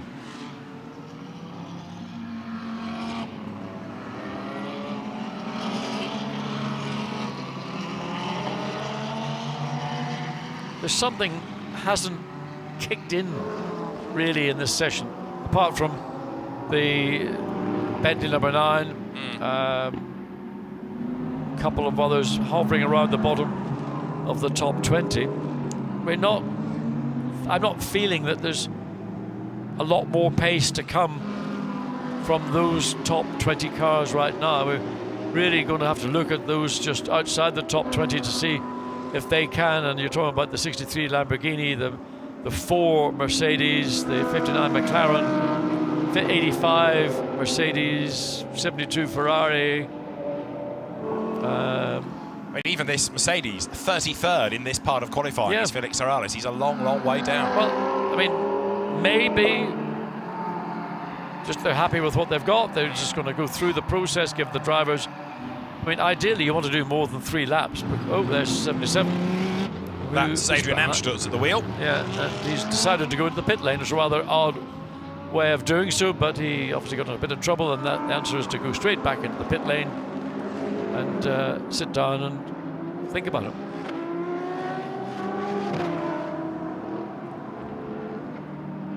No, we still have a yellow flag in Sector 2. And this is Sector 3, where he had his moment. So there's something else that's happened, and Amstutz got clobbered, didn't he, by one of the BMWs there. Is that 98? Yes, that did the clobbering.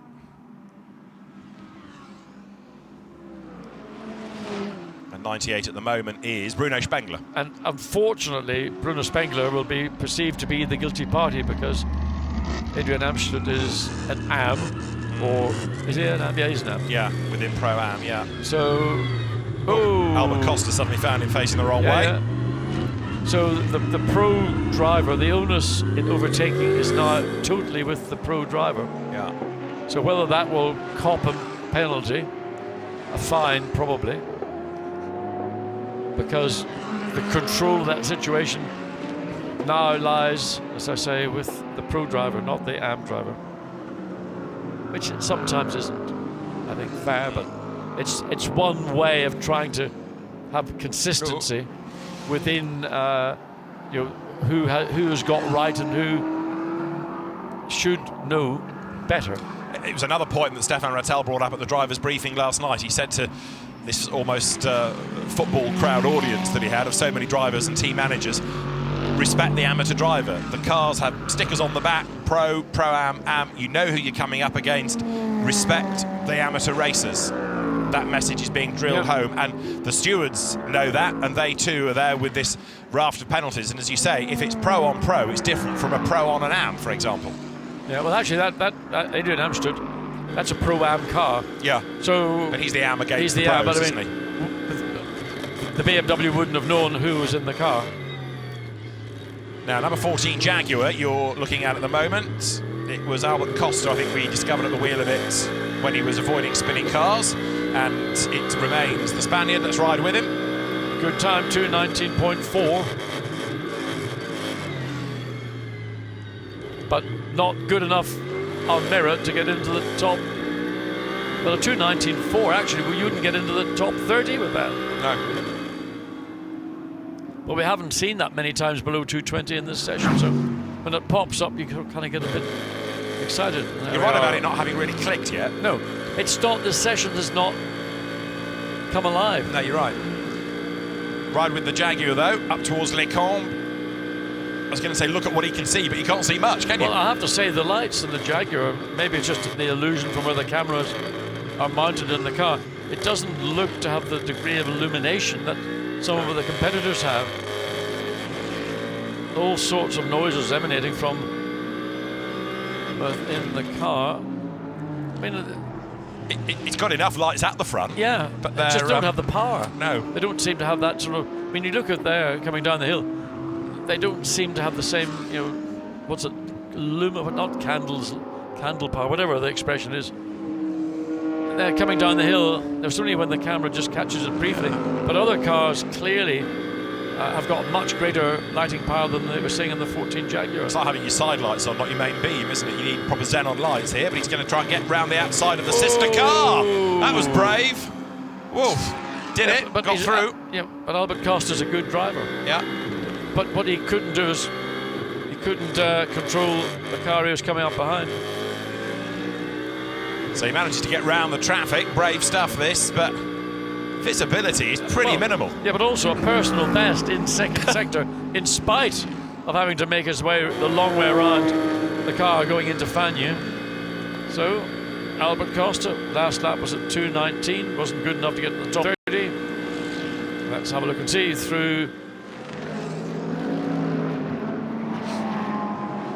Blanchimont into the bus stop. So 9th in this session, 2:19.417. This is going to be a little bit quicker, but is it any 2:19.3? So it's a 10th better, isn't it? Yeah, it is. I mean, that's moved him up about 3 places in this session in terms of the pace.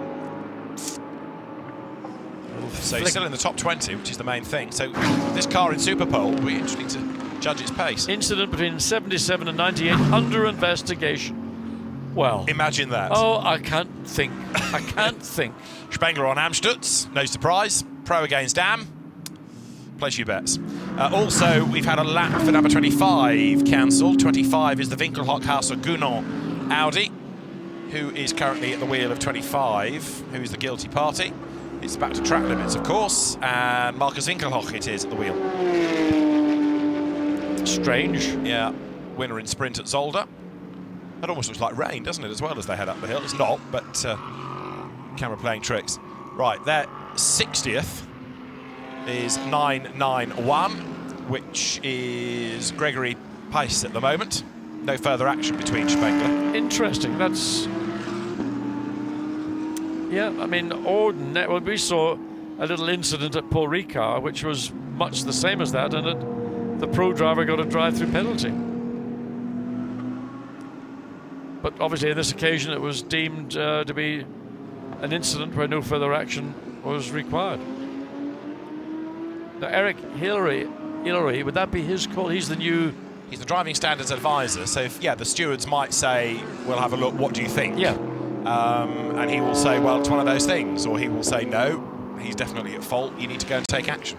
Yeah, but as you pointed out a minute ago, our leader, Stefan Rotel, made it abundantly clear any incident involving an AM, particularly if you're coming from behind and you bump into him, it's the pro's going to be the guilty party. But that's, one assumes, why you have that driving standards advisor to say, yeah, but hang on a minute, factor in that it's dark. Did anybody tell our boss that? Don't go there.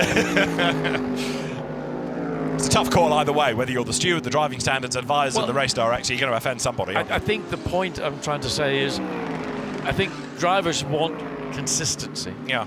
Because they'll look at that and say, well, why would I be penalised for something which was no worse than an incident? And that's, I mean, this is across the board. This is not just within the Blancpain Sprint and Endurance Championship. It is an issue, and I had this conversation much earlier today with Emanuele Pirro, who is an FIA steward and looks after Formula 3 and is here.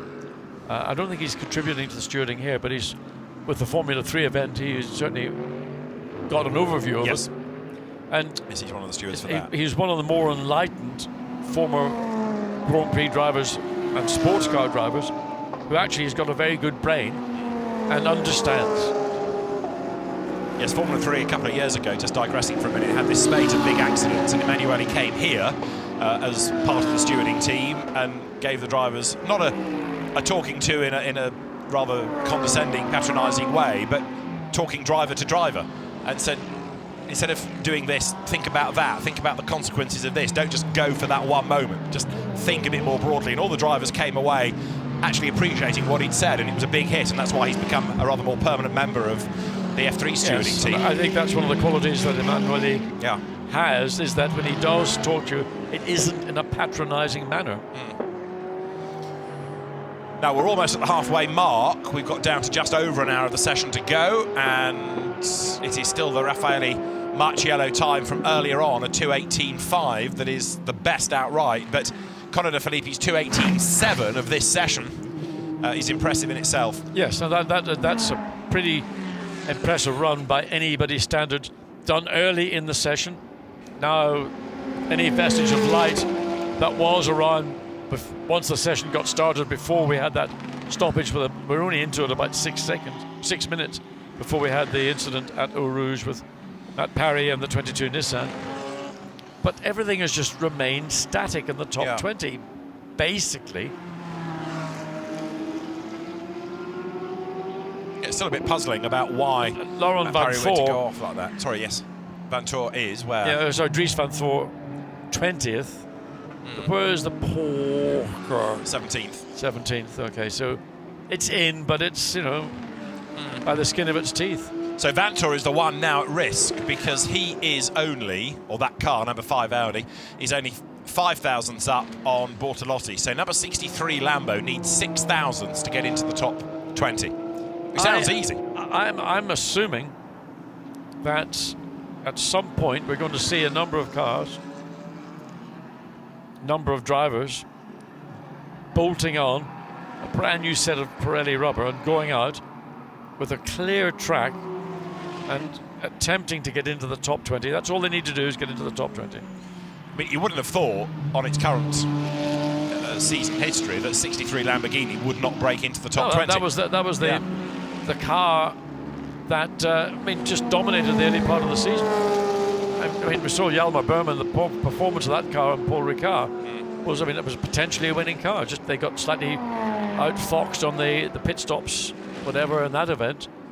Again, the 59 McLaren, maybe not the out-and-out pace of the Lamborghini and the Mercedes, but Andrew Watson is just hovering on, breaking into the top 20. That's all he wants to do. He just wants to get there. But as you were saying earlier on, there are so many good drivers, they physically cannot all be in that top 20. No, Something has got to give. That's what's really, really tough. And there'll be a lot of disappointed people in the pit lane because they just they were on the cusp but couldn't quite manage to break through.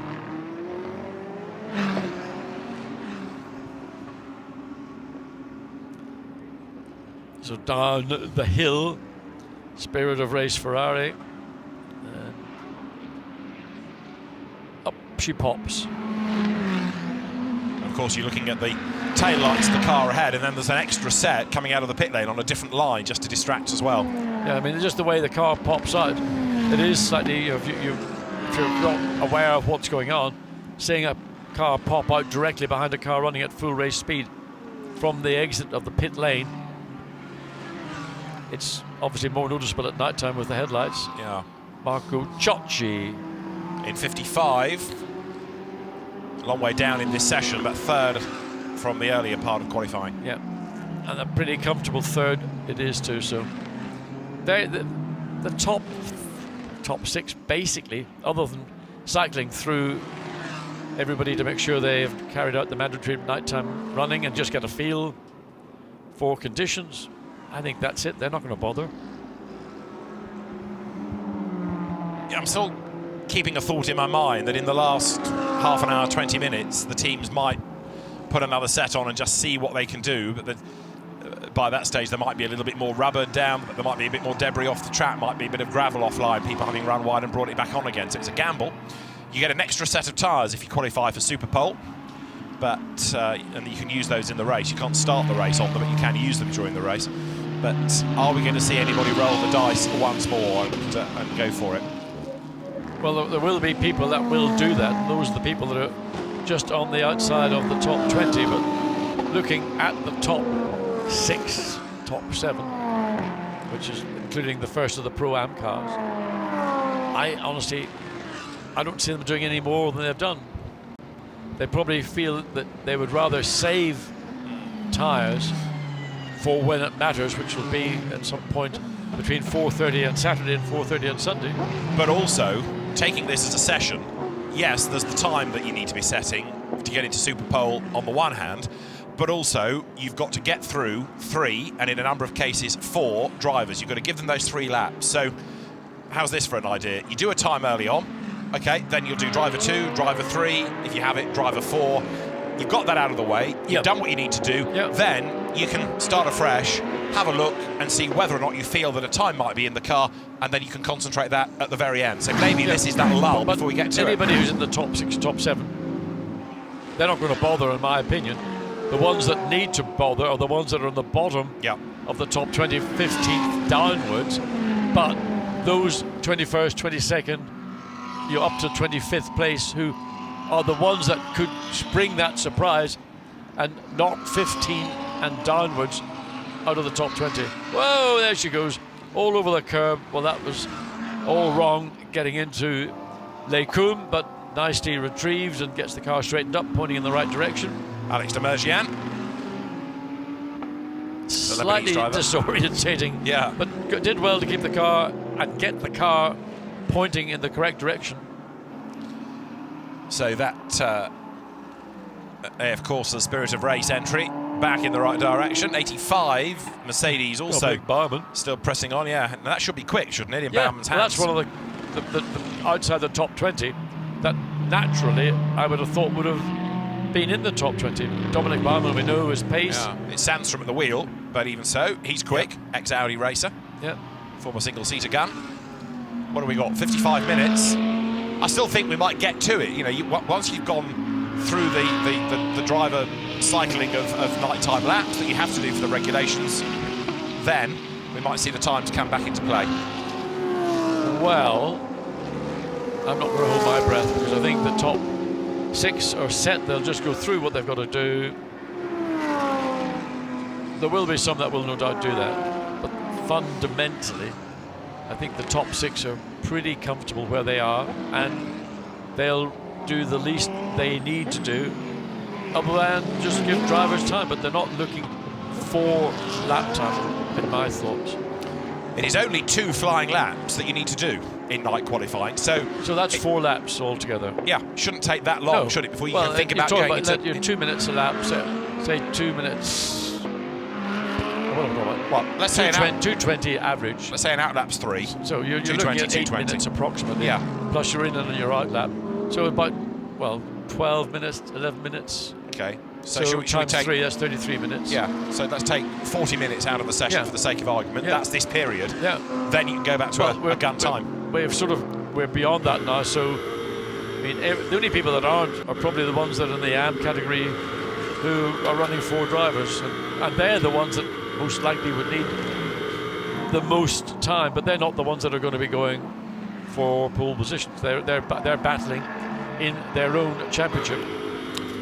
Absolutely, but remember those, what was it now, 3 years ago, it was a Pro-Am lockout at the front of the grid, wasn't it? The Booker Aston and the Pierre Guidi Ferrari that year. Always a bit of an anomaly. Yeah, well indeed, but it can happen, and at the moment there's only Johnny Adam from Pro-Am in that top 20 from earlier, as we keep saying.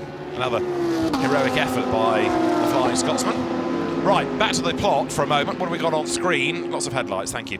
Audi's looking pretty good, and number 1, which is the Rene Rast, Antonio Garcia, Nico Müller car, one that is in the top 20, 16th fastest. Antonio Garcia at the wheel of it, the Spaniard, ex-Aston Martin racer, been the mainstay of Corvettes for many, many seasons, and he brings the WRT car down pit lane now.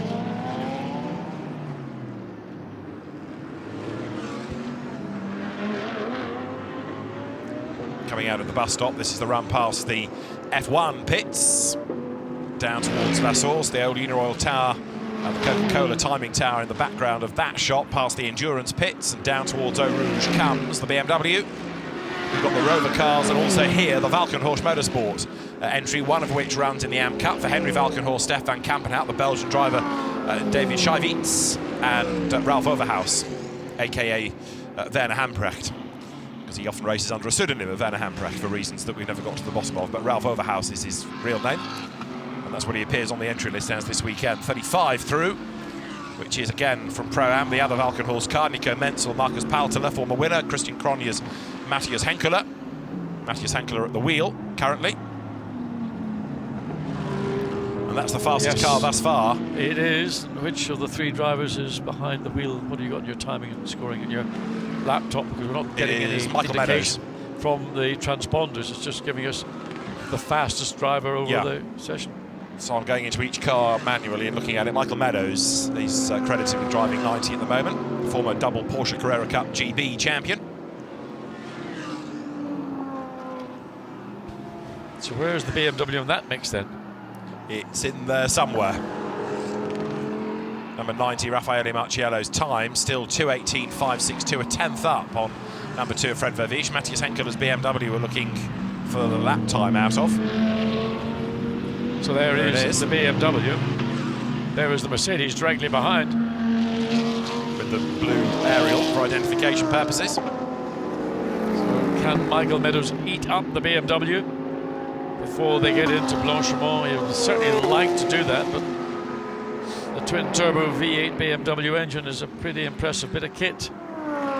As it makes its way up through Blanchimont, Michael Meadows runs very wide on the exit, gets it back in, so... Yellow flag in the first sector as well, he says with some trepidation. 1 for the pits, Henkeler up towards the timing line, but this is now, these next few corners, the first sector. Let's try and work out who and what and where and why. Nothing on screen to give us an indication yet as to the reason why that yellow flag is... Oh, there it is. It's Bentley. It's Bentley stopped. That's number 7. Was it? Okay. Can it get going again? 7 or 8. One of the 2. It is 7, yes. It is. Good spot, well done. No, it looks like it's stopped there. It doesn't look like it's had a. It's not an incident. It's just Guy Smith. Something's happened to the cars. Don't think anybody touched it. The car doesn't look like it wants to be pushed. It's heavy and it's uphill but this could end up being a full course yellow to move it to a place of safety. More and more marshals are on the scene. Now, can Guy Smith get it going again? I think you're right. It's probably mechanical and he's had to pull off. Yeah. He's not making any effort to restart it, is he? He knows that that's going to have to go to the behind the barrier. Of course, as in the good old days when you had a manual gear lever and a manual shift, you could put it into gear, bump start it. So much for technology. Well, that's a bit of a blow for Bentley because they're having a pretty reasonable day so far. So that car's gone behind the wall and will not take any further part in the 49 minutes remaining. But excellent work by the marshals because that was did. covered with a localised yellow. There was no full course yellow, no panic red flag. Just get on with it, move it, access gate nearby, push, all safe. Drivers respected the yellow flags. That's how it should be done. Perfect. Well, kind of. Kind of. I wouldn't say that they... those marshals take a lot of credit for going out when there are cars approaching them at considerable speed. And when a driver sees a yellow flag and he lifts off, he thinks because he's doing 1 mile an hour less, it's like 20 mile an hour less. Yeah. Well, we got away with it. Cars move. Session's live again. And improvements, as we say, are still not really there for the taking. 75 Audi pushes on. One of the two ISR entries. Johnny Adams has just been bumped down to 8th place. Who has gone up? Bortolotti up to 6th. So Mirko has done the dirty deed, bunged a new set of rubber on the Lambo and got himself into the top 20. Well, he'll sleep well tonight, won't he? He will. And so that pushes Dries Van Thor out of the top 20. So number 5 Audi, were it to get back in, would need to find 5,000ths of a second. Wow. Tough one. Who would you put in the number 5 Audi? You got Andre Lotterer, hero at Audi. Dries Van Thor, brother of Mega. Marcel Fassler, written the book, seen the movie, done everything. I'd put Andre Lotterer in that car, I think, for the time, but... Well... We understand from Bentley, it just stopped. Don't know why yet, but it was mechanical. It has stopped, and they'll see what they can do, but they might need to get the car back, of course, and they won't do that for probably 7 minutes. And, there's no way they can get somebody across to where the car is. And, take a diagnostic. You can't ring up the AA and get their diagnostic centre to plug in and tell you the problem. Mirko Bortolotti, under investigation. Best sector time under a yellow flag. Never said a word, did I? No, you didn't. No. So we've got a yellow in Sector 2, and we've got Bortolotti under investigation for setting an improvement under a yellow flag, and also 911 Porsche, which is Mark Lieb, who also you could argue should know better. He's also under investigation, best sector time under yellow. Oh, dear me. Christopher Mies, one of the little heroes, who's had a really strong partnership in sprint with Enzo Eid. So he makes his way down through Fagnes. And there's a yellow. It's an Audi that's facing the wrong way, I think. Yeah, that's down at the exit of Campos. And there's a marshal there as well. Now, how did he manage to rotate? He's in the gravel. Or he's on the edge of the gravel. So that's not ideal. That's going to need assistance to get out of there. It is. Look at the gravel's. He's trying to get out of it, but the gravel's blocked. That's Demergian again in the Ferrari. He's had a second spin. It's not an Audi, forgive me. It is the Demergian Ferrari facing the wrong way. And he's dropped it in the gravel. So yellows, but can that be hoiked out of the way without interrupting the session? Well, you have to have maybe a safety car or a full course yellow. Yeah. That's going to need outside assistance. It ain't moving. No marshal or marshals can... Full course yellow. It's gone full course yellow now. There we are. On the case, aren't we? We're on the case. So, the session continues. But the clock continues to count down. Indeed, that's the point. Yeah.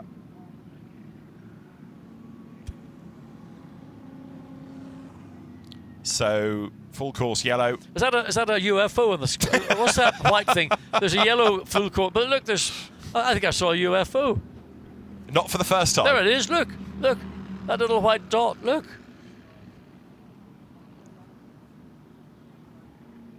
Just letting it hang as people form their own judgment on what on earth you're looking at, John. A little white dot just southwest of the full course yellow. There is the... I'll get Matron for you. She'll be here any moment. Oh, I don't mind Matron. That's why you're seeing little white dots. There's water, there's fluid dripping. Now, was that dripping from the recovery vehicle, tractor, or was that dripping from the Ferrari? I think it's from the recovery vehicle. I think you're right. So now it's a fairly delicate operation. The last thing you need to do is give it a good old pull and rip the front off. Well, So all quite delicate. There's a very stout towing mounting on the front of the Ferrari. But of course, it's the way that the gravel has been. And what's he done? He's got the thing going. Yeah, just so close to the edge of the road. Just pulled it a couple of yards and bingo, you're back in the races. Look at the gravel and then the rubbish on the inside of the racetrack. Look at the gravel. Oh! Now he's got to find a gap in. The lock isn't great on this car. No, is he going to find reverse gear as well? 3-point turn, sir. That'll do fine, sir. Someone told him what reverse gear is. Keep going down through the paddles. No, I think on a Ferrari there's a separate little lever. Oh, is there? I think so. On the road-going car, from memory, when I drove one a long time ago, there's a separate little lever because the paddles only just take you up and down the forward gears. There's no mechanism on the paddles, to my knowledge, to engage reverse. Well, this is where Alex de Mergian has to get the owner's manual out and try and find exactly what he needs to do next. This is 17, isn't it? The Jamie Green, Stuart Leonard, Jake Dennis. Haven't seen much of Jamie so far, have we? No, he did do a few decent laps earlier, didn't he, in the first qualifying session to get himself into that top 20. Stuart Leonard, who of course had that good sprint race win at Zolder, the qualifying race.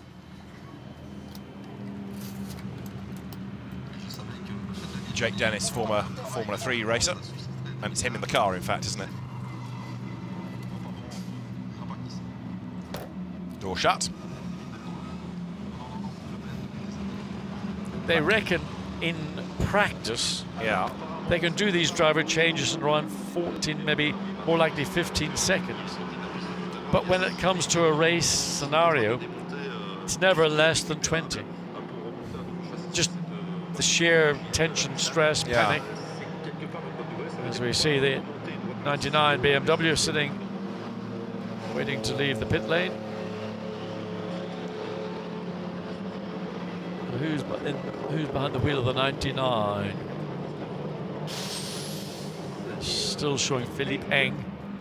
So everybody now driving around at the pace dictated by a full course yellow. Some of the gaps are slightly bigger than others, but green flag, back in business. Yep. So who's awake? Who's awake? Who's awake? Alex de Mergian is awake after a scary moment. Yeah, but think of all the gravel all the way down in Campos. Who's going to be the first car to rattle through all that lot? I wonder what he's just experienced.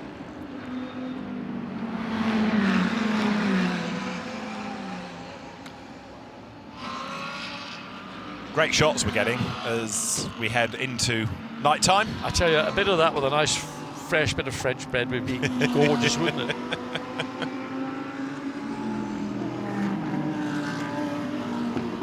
See the cars riding up the curb, and again a great shot of the different shapes and sizes, the different sounds as well of all the different engines. This is why GT3 racing is so good, so successful, so popular. Yep. Ticks all the boxes. Unpredictable also, which is I think one of the other attractions. So you're not getting the kind of domination that sometimes blights motor racing. And you want to encourage people to watch because it is unpredictable, consequently more interesting. The 11 Kessel Racing Ferrari, Michael Broniszewski, Andrea Rizzola, Matteo Crezzoni, Giacomo Piccini. Bruno Spengler here in 98 BMW. He was involved in that clash earlier with Amstutz, but now he's found himself further action taken. He's found himself stuck in traffic here. Tom Blomqvist watching on in the garage with all their many different screens, including the GPS tracking, all the data, all the telemetry. The tracking system. I think that's something. If we had that on the commentary booth, we could do a mega job.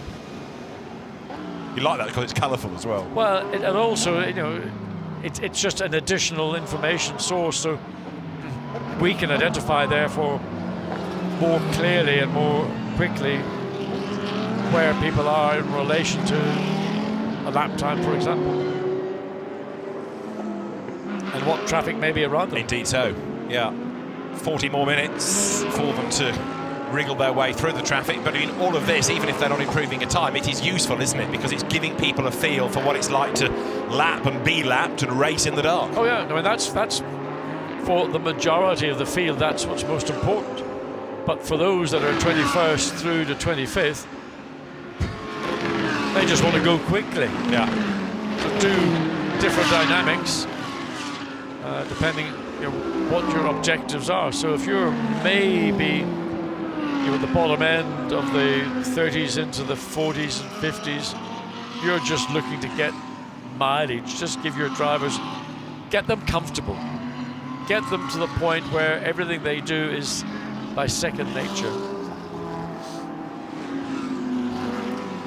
Number 6 goes through. Stéphane Richelme, Nathaniel Berton, Benoit Treluet car. Treluet has always been the star in that, but it's one that we've not really seen very much out of this season. The Audis have not been that quick over the course of a whole season, certainly not in endurance.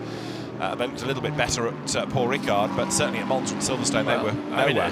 One would have to say, in terms of out-and-out performance, this has got to be the race in which they're going to be at their strongest. Yes. And they've come here in force. It's an important race for Audi. It's an important race for WRT as a Belgian team. That's the classification that we have at the moment within this session. Not outright, but within, if you like, Q2. I mean, for Vish's time, it's within, well, basically 0.2 of a second, not 0.2 of a second of the time set in the daylight by the 90 Mercedes. So Raffaele Marcello's time being challenged by the number 2, Fred Verviche. Okay, he did it again early-ish before it got absolutely cold, black, dark. Number 4 makes his way around. The Source looks good in white as well, doesn't it? Yes. And a lot of people would say it's a hairdresser colour. Do they really? So they say. Again, looks wobbly and bobbly coming through. Doesn't it? That didn't look too comfortable. And somebody's backed out of it big time. Yes, you're right. Something happened coming through Eau Rouge and out of the throttle mega quick, just cruising down. So is that going to be a car that limps on or parks? Well, don't know whether it's a problem or whether it just was a fright, or there we are. Number 4, Adam Christodoulou at the wheel of the Mercedes. He's only got to find 97,000, so he'll be into the top 20 in the Black Falcon car, number 4. And we've got now 37 more minutes of the session to run. So that was the 89 Mercedes that went all funny and squirrely, I think, in Eau Rouge all the way up to Radio. Who's at the wheel of that? It's Perfetti, Fontana, Beatty and Bastien. Perfetti at the wheel. There's Christodoulou then. So Adam Christo behind the wheel of it. 97 thousandths gets him in, or 98 thousandths to be fair, gets him in. 97 thousandths would equal a time, so 98 to be in. So Jake Dennis, or the 17 is into 20th. Van Thor is out of the top 20. Now this is how we look if you take the 2 sessions together, so it's still much yellow ahead of Verviche from what we'll call Q1 for the purposes of this. 3rd is James Collado, 4th is Danny Jean Cadea, 5th is Maxime Soulet, 6th now Mirko Bortolotti from Q2, 7th is Jordan Pepper from Q2, 8th Johnny Adam from Q1, 9th is Lucas Ordonez from Q2, and 10th is 84 Franck Pereira from the first session. So this is not the grid, because the top 20 will go to Superpole and shuffle anyway, and you never know if there are any post-session penalties to come in the form of grid drops. That's going to jumble the order a little bit more as well. But this, for the moment at least, is how they are in terms of time. So has there been a conclusion on Bortolotti's time for going through a yellow flag zone quicker than he should have done? He's still retaining his present 6th place. There's been no notification of any penalty.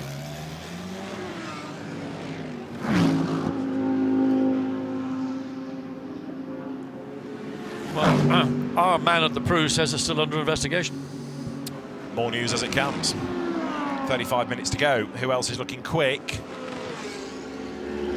Who else ought we to be keeping an eye on? 912 is another one that is possible to get into that top 20. Mathieu Jaminet set the time from earlier, but who's at the wheel of the Porsche at the moment? It is Sven Müller, so it should be another quick car. There is 911. This time Richard Leitz, well, showing Leitz behind the wheel, down in 38th position. I mean, that should be faster than that. Absolutely. Well, the 912 is up on 23rd. Yeah, I mean, Sven Müller is 8th in this element of qualifying, so it's pushing, he's hustling on.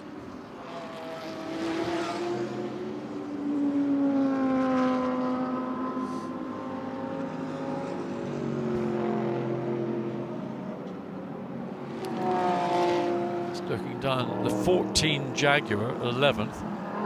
The 114 Hershey, down in 35th. Bit of inconsistency. Absolutely. So Jonathan Hershey did that time in the earlier session. A couple of seconds or so slower in this. Yeah. Well, we've now got our tracker, and it's like a line of ants. How many cars would you reckon there's on the racetrack now? Got to be at least 30. At least 30. And they're coming to us. They've all come to a standstill. Then they're beginning to move again. Well, it's is it just catching up with itself? Kind of. Yes. It's not. There's just so many. It's not done in real time. No, so they're not actually moving as the car moves. So there's 911, which currently is down in 38th. Richard Leitz.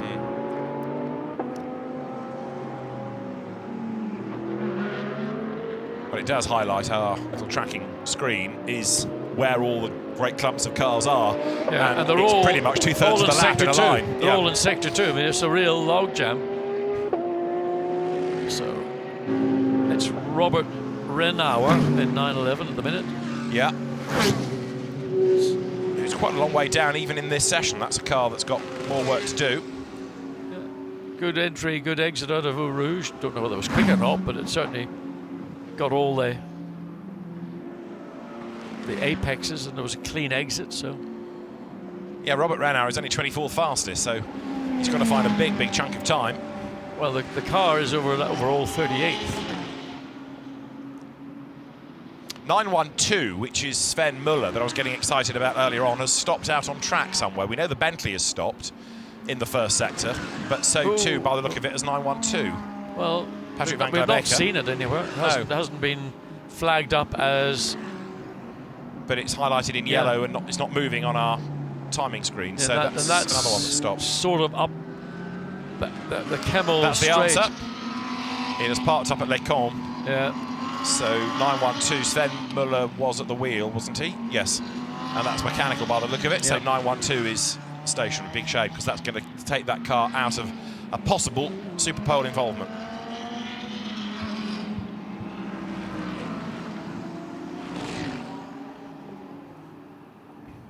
Right, there you've got number 488, which is the Renault Mastronardi, Patrick Van Glavecke, Pierre-Eric Gabriele Lancieri, Ferrari. Patrick Van Glavecke at the wheel of it, who is a regular in the Gentleman Driver Sports Club, the GT Sports Club events. Is he doing that this weekend as well? Yes, he's a regular here because he runs Curbstone, that's a track day company, and he's always wanted to do the Spa 24 Hours. So here he is. Big step up from the GT Sports Club into the 24 Hours. It certainly is. Gabriele Lancieri, that he shares the car with, has been around for a long time in GT racing. The Gentleman Sports Club doesn't do any nighttime racing. Say again? They don't do any nighttime racing, Gentlemen's. No. So, if you've not raced at nighttime, I mean, it's a pretty... It's a daunting experience, yeah, isn't it? It certainly is. I mean, this is not an easy event to... And particularly if you get a long, dark night interspersed with, potentially rain showers, storms, biblical floods.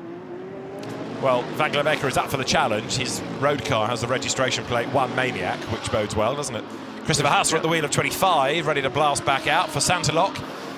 Last week he was with Land, different week, different team, but same type of car.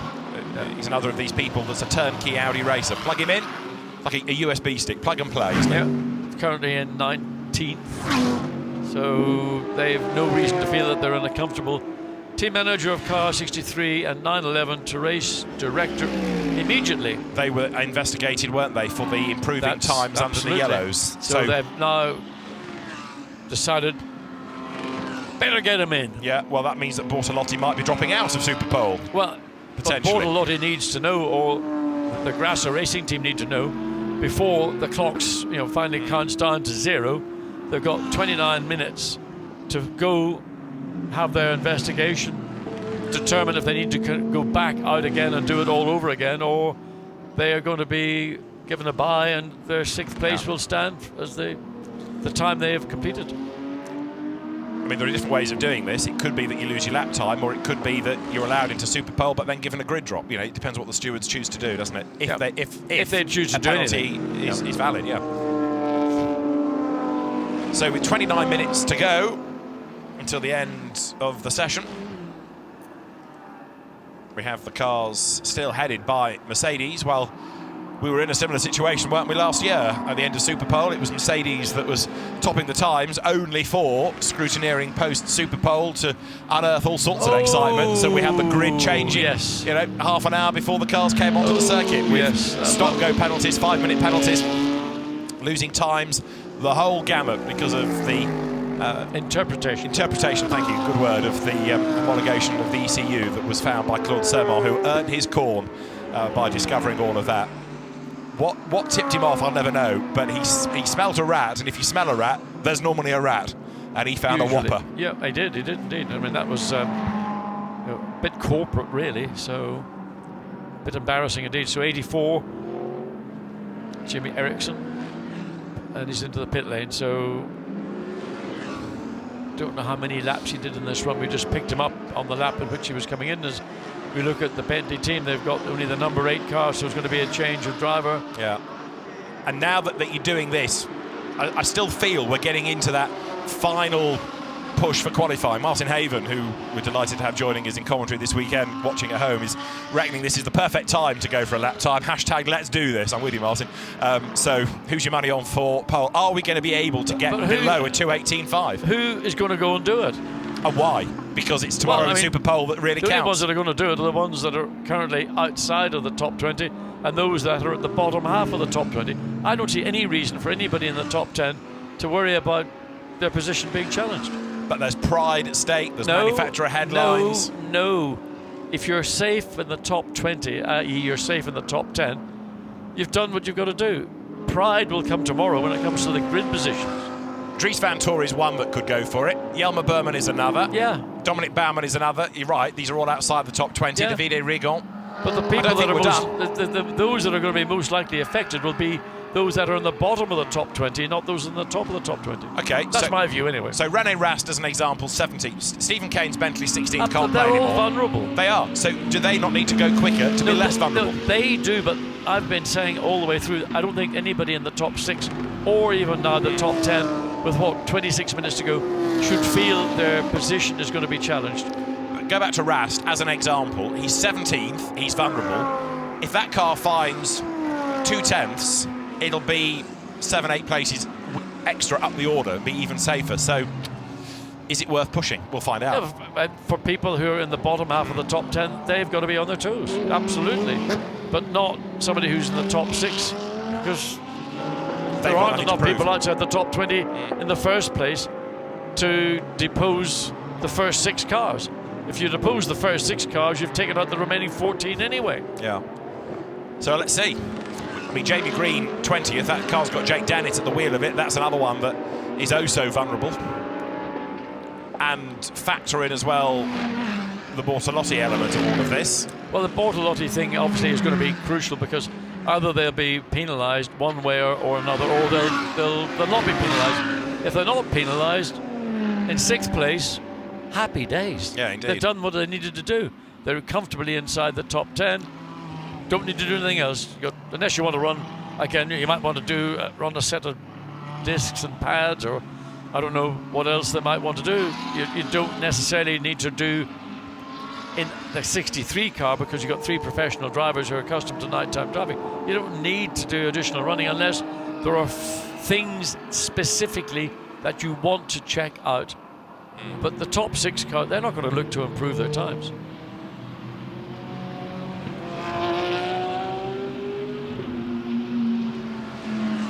John Venter, the Australian, at the wheel of number 3. Debuted here a couple of years back, didn't he? And the Aston Martin in Pro-Am, has become a regular in European racing this year as he tries to carve a niche for himself away from Australian or GT Asia racing. GT racing out in that Southeast Asia and Australia and New Zealand is particularly strong. Another driver I'm looking to see in the AM in a Ferrari. Where is Liam Talbot? He's not doing it this year, I don't believe. I thought he was. I think maybe he's now decided to focus exclusively on, because he's leading the GT Championship, I believe, in Australia. He's in a Porsche. So maybe that's the reason why we're not seeing him here this weekend.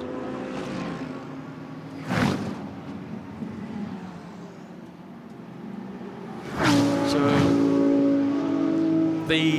what I might call the factory, the Kuss team Bathard 117 Porsche back out on track, and you know they are vulnerable. They're in 18th position.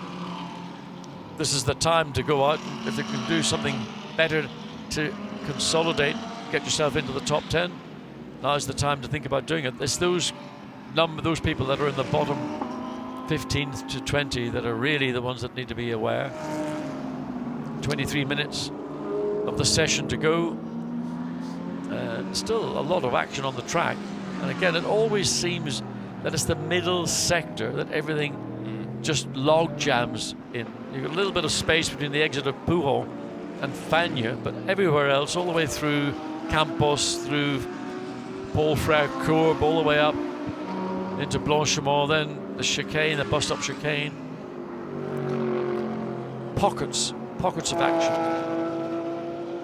So this is your golden chance now, with 23 minutes and counting, to break into, if you can, that top 20. And then, of course, you'll be on track tomorrow evening, all being well, for that Super Pole. Michael Christian, I was going to say, hope you've got a good set of eyes on you, and clearly... Got away with that, didn't he? Well, he got away with it. And what did he do? Was that a little bit late on the brakes? Or is there an issue? He's backed out of it. Maybe. Just going back to Super Pole, 7:30 tomorrow. So that'll be daylight. It will be daylight. Whether it'll be wet or dry, we'll wait and see. 7 has been returned to the team in the pits. They've done well to get that back. Yeah, that's a recovery that's probably vehicle. Had to go via Liège. Yeah. Round the back of the motorhomes, in through the tunnel, into the paddock. Well done, everybody, to get the car back as quickly as that. So they've got 21 minutes to see whether they can plug the diagnostic in, find what the problem is, rectify it, get it back out on track. And number 7 is 16th, so they would need, if they had to... Need to be able to respond. Yeah, absolutely, respond is what they need to do, So into the garage, 23rd in this session, that's what the Lumi rank is telling you. I suspect the Bentley engineers have a fairly good idea, because the bonnet's not coming up. No. So it might have been as simply as something as like a reset, or something mega serious, because the bonnet's not coming up. But you know, if it were a reset, you kind of expect Guy Smith would have tried to do that. Well, the team will talk to the driver and ask him to go through a series of resets. The bonnet is yet to be lifted, so clearly it's not something that would indicate a mechanical. It just stopped. Like somebody turned the switch on.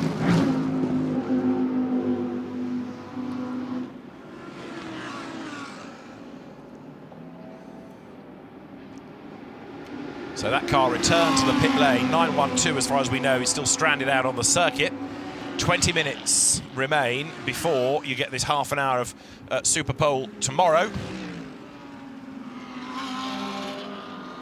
they go out in reverse order, just looking ahead to Super Pole. So if you're 20th, you go first. If you're fastest tonight, you go out last of all.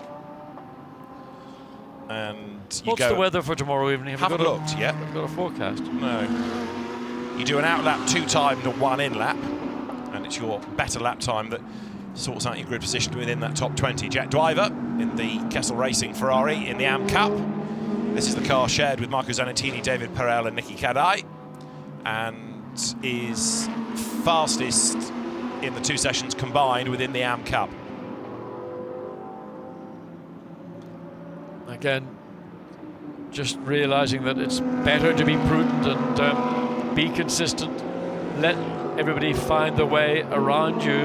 You've got 3 cars that are all, well, one's got clear, the other 2 are now about to, so stay wide and let them go.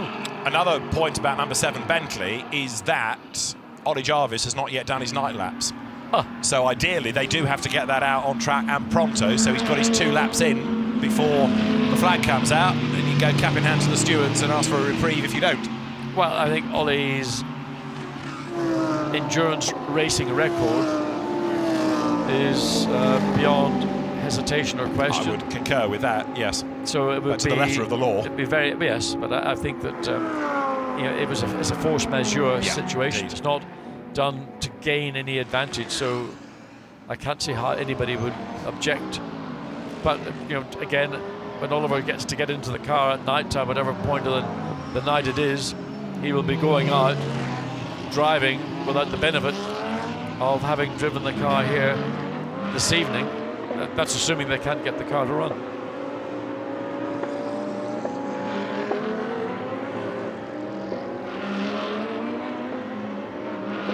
The other teams, of course, with work to do. RJN with the Nissan and the Good Smile Racing. There's not much smiling going on after the big impact for 0-0. 55 Ferrari, James Colado's car. It's work is done, I would say, as is the 50. They're all... Well, did the 50 ever go out this evening? We saw it being worked upon, but did it ever actually go out in the end? Should have done to do the night laps. Yeah, well, yes, it should have done. But we never... There it is, about to go out now. It has got a time against it, so it has gone out, yes. Gone out. It did a 2:21 as its best lap time. And if you give me a second, I'll try and work out where that puts it. Quite a long way down. It's 34th in this session. Yeah. Michele Rugolo having last driven it. And Passon Lathoris, I'm assuming that he's also completed his nighttime driving duties. Experienced racer these days, isn't he, Passon? Yes. Getting faster and faster all the time. But he's got 2 pro drivers, so if they've been focusing principally on getting into the top 20. So hopefully Passon Lathoris has done his mandatory nighttime driving and can go to bed fairly content and happy that the team is running, I would say, pretty well. Christian Klein in 1:14, 40th in this session. Strange the difference in performance with the 2 cars. Yeah. Ostensibly identical cars. 114's got a strong driver lineup as well. But it's good that the decision was taken to finish the second car and run it, because you're learning more with 2, you're bringing back more data, it ultimately helps the development. Oh yeah, absolutely. I mean, you get 6 drivers giving you a point of view. Sounds great, that Rorty Jaguar 4-litre V8.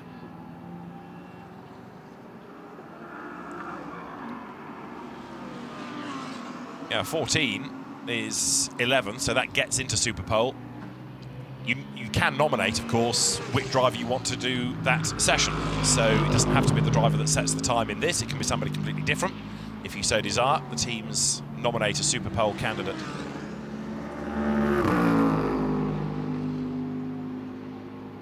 Such Sweet Thunder. Now, Such Sweet Thunder is the name of a wonderful jazz album, and I believe it's Duke Ellington. Anybody who's interested in that kind of music, Such Sweet Thunder, get it in vinyl. Shall I Google? You can still get it. Such sweet thunder. So across the line, and 2 minutes 22.3. As we have a little replay, what's happening up at Les Combes. Oh, a spin on the entry into it. I can't quite see. It looks one of the IDs. Could it be? It's hard to just call that number from the camera angle, but certainly one ID up at Les Combes.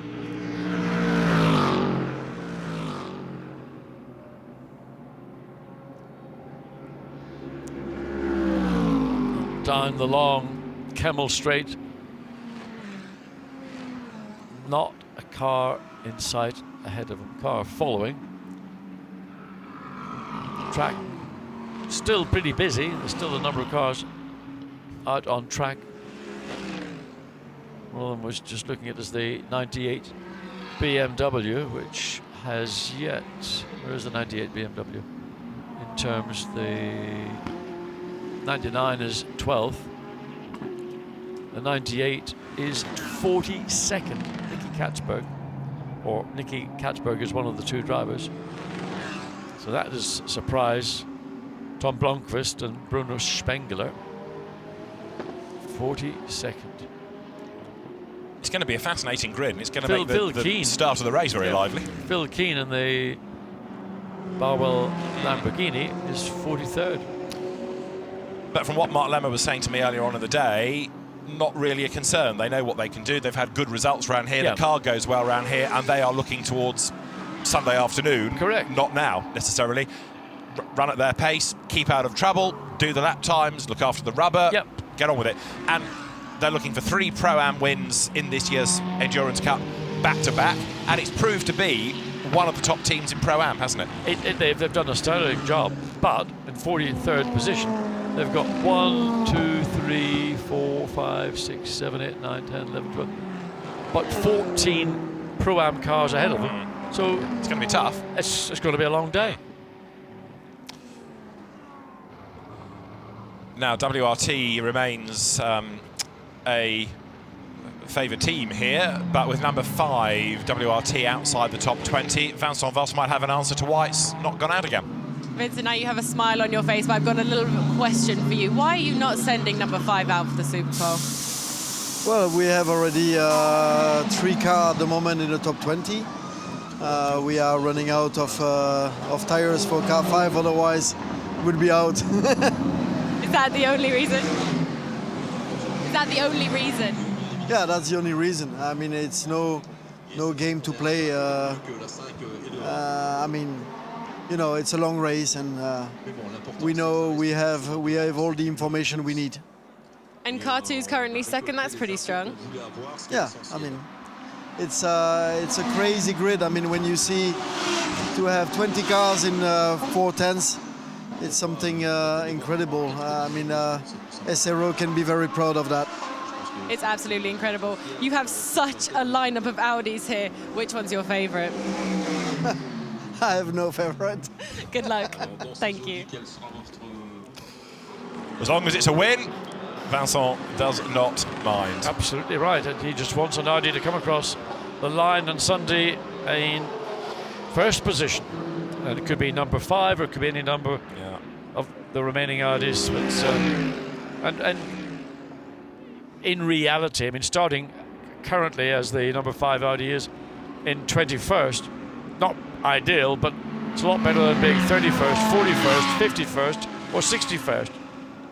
You just, if you can get away with the top 20 cars and make that break and not get mired down, you're in the middle 40s trying to get through a number of the Pro-Am cars, maybe 1 or 2 of the quicker AMs, but mostly it'll be Pro-Ams. You lose so much in that opening hour. If it is a tight race all the way through, it's very difficult to make up the last time. I'll read this bit verbatim to you from Martin Haven. Such Sweet Thunder, Duke Ellington, 1957, album based on the works of William Shakespeare. I mean, it's a great album. Thank you, Martin. I'm glad you listened to it. I hope you listened to it in vinyl. I'll wait for the response now. The only way to listen to music of that era. Is there an iVinyl that you can plug into a computer? If you want to be a heathen, probably there is. I thought that might simulate a response. Streaming does not do music of that era any favours. Convenient. Yeah. But that's its biggest asset. Let's steer back to the plot. Patrick Kujala you're looking at, or number 77 at least, the Kujala car, going strongly. Paul Ricard, as we watched Pro-Am, we had noises off from one T. Liddell, didn't we, whose brother Chris is the commercial director of Barwell. Yep. And I suspect that Tiff will be watching as well over the course of the weekend. I'm surprised he hasn't been tweeting. I did see him a couple of weeks ago, and he said how much he'd enjoyed it, or being part of it from afar. Yeah, well, I saw him at Goodwood, and he denied all knowledge of tweeting. Yeah, I said that's what happens when you get the third bottle of Chardonnay. Oh, he cut back, had he? Up to the timing line comes 77. 29th overall this car is, again from the Barwell fleet. And with 9 more minutes on the clock, it's been a weird hour and a half or so. It's never kicked off at all. No, it's not. And I don't know whether those two incidents. I was about to ask that question. Did teams look at it and think, do you know what? Let's be cautious here. Well, there could be an element of that. I mean, 2 incidents. Certainly, one would appear to have been a driver error. The Nissan one, we have to wait and find out from the team what caused, what was a very, very rapid deflation of the left front tyre. Now, Jelmer Berman is 22nd. He's got 8 minutes to go. Can number 4 Mercedes get into the top 20? And let's find out from the Dutchman. Jelmer, now you've had the pace all year. Is there anything you can do in these last 9 minutes to get in that Super Pole? Unfortunately not. I wish there was, but yeah, we used all our new tires. We struggled a bit in the first free practice, and yeah, then we improved a lot. The team did a great job. Really made the whole balance the car a lot better. But unfortunately, we're just missing this this 10th, I think, for Super Pole, and we're not going to get it now. So it's a shame, but it's a long race. Do you think Super Pole is necessarily important in a 24-hour race?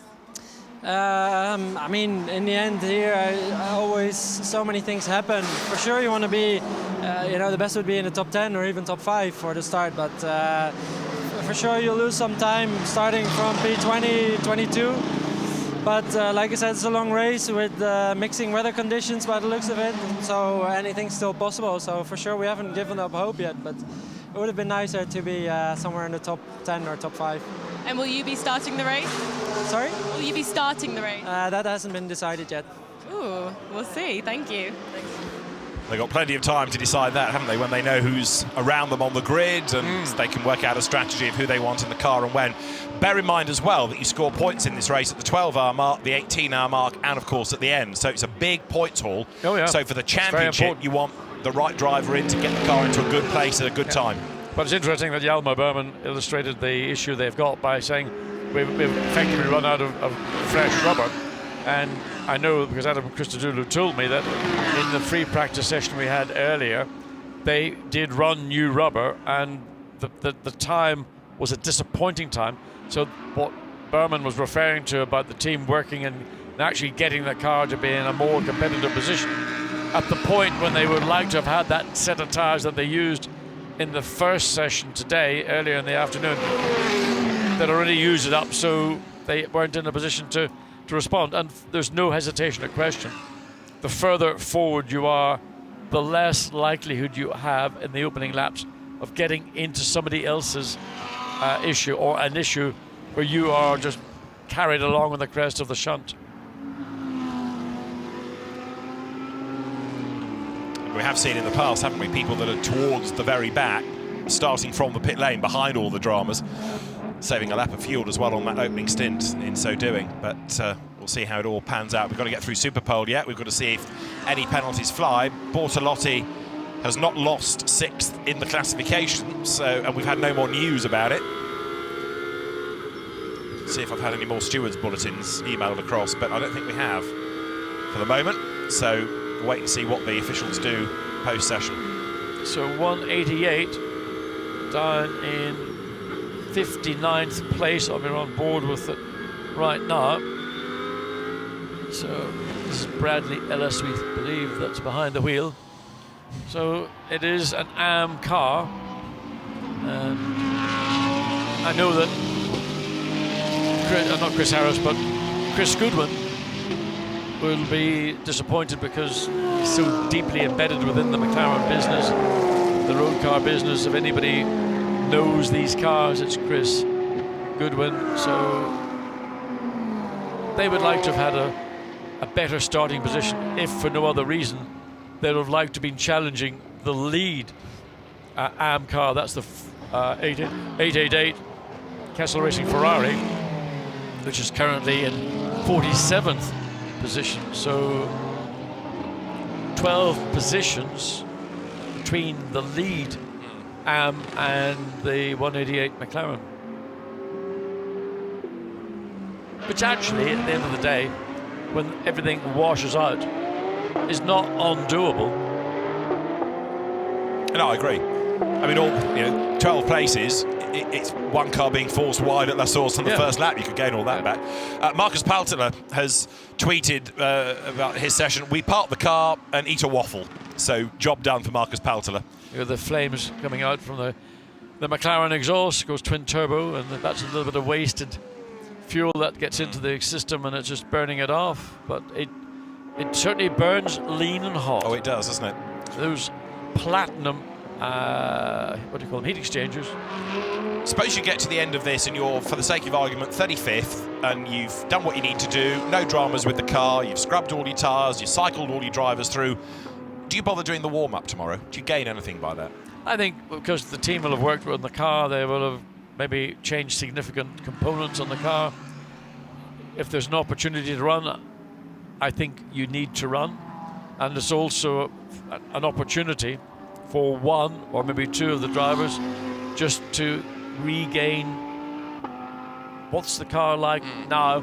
Because when we go into qualifying or the top 10 shootout, that's after the warm-up, which is sort of the wrong way around. As I read it on our schedule, I've had so many schedules through, I'm not sure whether it's which one is the most current. But anyway, the warm-up is there for teams to ensure that the work that's been carried out overnight, there's no finger trouble, there's no silly little issues. You would hate to enter a race and one little problem could take you, or certainly harm your position, your chances of success. So 2.5 minutes to go, and as we keep saying, a session that has been functional but not a thriller. All the drama came in the daytime qualifying, and even the thought of people going out in these last 20 minutes or so and going to set a time to get into the top 20. And Jelmer Berman made a valid point. If you've used all your good tyres, you're not going to have a real hope. No, I mean, just it is what it is. You've used the tyres. That's the point where you go pragmatic. Put the car in the garage. Let the team, the engineers, start. And some of them will work through the night. Those that haven't got a large jobs list might feel that there's sufficient time if they let their guys go back. And that's what's coming up to midnight now in Belgium. If they let them go back home to their hotels, get maybe 6 hours sleep, which is a luxury, get back in 7:30, 8 o'clock in the morning, and then fresh, get stuck in, do your race prep. There is, what is that being rebuilt? That's the Nissan, isn't it? That's 22 being cannibalised, or another Nissan being cannibalised for parts for 22. That's the Nissan garage, isn't it? It's the Nissan garage. Now, is that a rolling chassis that they've brought with them?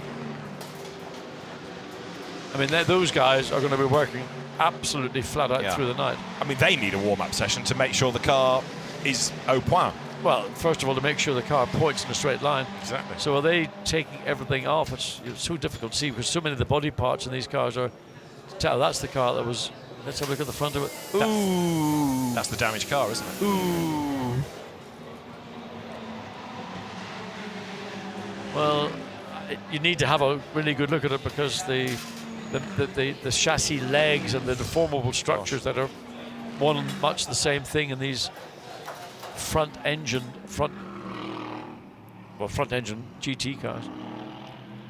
we've seen on the Bentley when they've had a heavy impact that they have been damaged. So that's just meant the car was unusable. And I don't know whether the Nissan has got the same principle, but I suspect it follows because it's part of the homologation of road cars that they have to have these kind of deformable structures built into the chassis legs that just mount the engine off and other ancillaries. I think Bob Neville has just sent out for 100 pizzas because his guys have got a long night ahead of them working on that. Well, don't get ham and cheese or whatever it is, or pineapple, please. Flag out, checkered flag is shown, session is an end, and we'll have the highlights. We'll look at the times in a moment as everybody cycles through up to the very end to take the checkered flag. So the top time set hours ago, it feels like, for Raffaele Marciello in the daylight, 2:18.562. But it has been a significant evening in as much as we have the times, we know who's going to go to Super Pole, and two stories, both, I'm afraid, in terms of damage. Kamui Kobayashi's Mercedes after his heroics at Le Mans, I'm afraid not heroics at Spa, but also Matt Parry with that mysterious off, whether it was a puncture or a breakage. But either way, it has given the RJN team a very long night ahead as they have to try and put that car back together again. Tomorrow, here at Spa, there's a very, very busy day, not only of Super Pole and the warm-up for the GT cars, but also a whole programme of racing as well, because there is the Formula 3 European Championship here this weekend. There's the French Peugeot 308 Championship. There's the Blancpain GT Sports Club and the Lamborghini Super Trofeo. So it's an absolute feast for the fans. There's never a dull moment all the way through tomorrow, and of course also through Saturday in the build-up to the total 24 hours that starts at 4:30 local time. And how the grid for that will be formed, we will know here's a by question. 8 o'clock tomorrow night. Yes, John? What, starting a race at 4:30 in the afternoon, finishing 24 hours later, where did the 4:30 come from, or was that just the history and tradition? I have a feeling it moved that way one year, either for the timetable or also to fit in with live TV and avoid a Grand Prix. And having got to a 4:30 slot, so a broadcaster could show the Grand Prix and then come to Spa, it kind of stayed. Okay, that's interesting.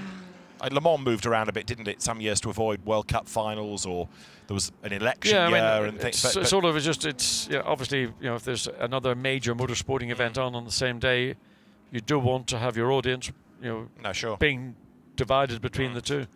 But yeah, certainly one year it was to avoid a Grand Prix, and having moved to 4:30, it kind of fitted into broadcast schedules. Jerome Blake-Muller just having a little chat. So everybody makes their way into the pit lane.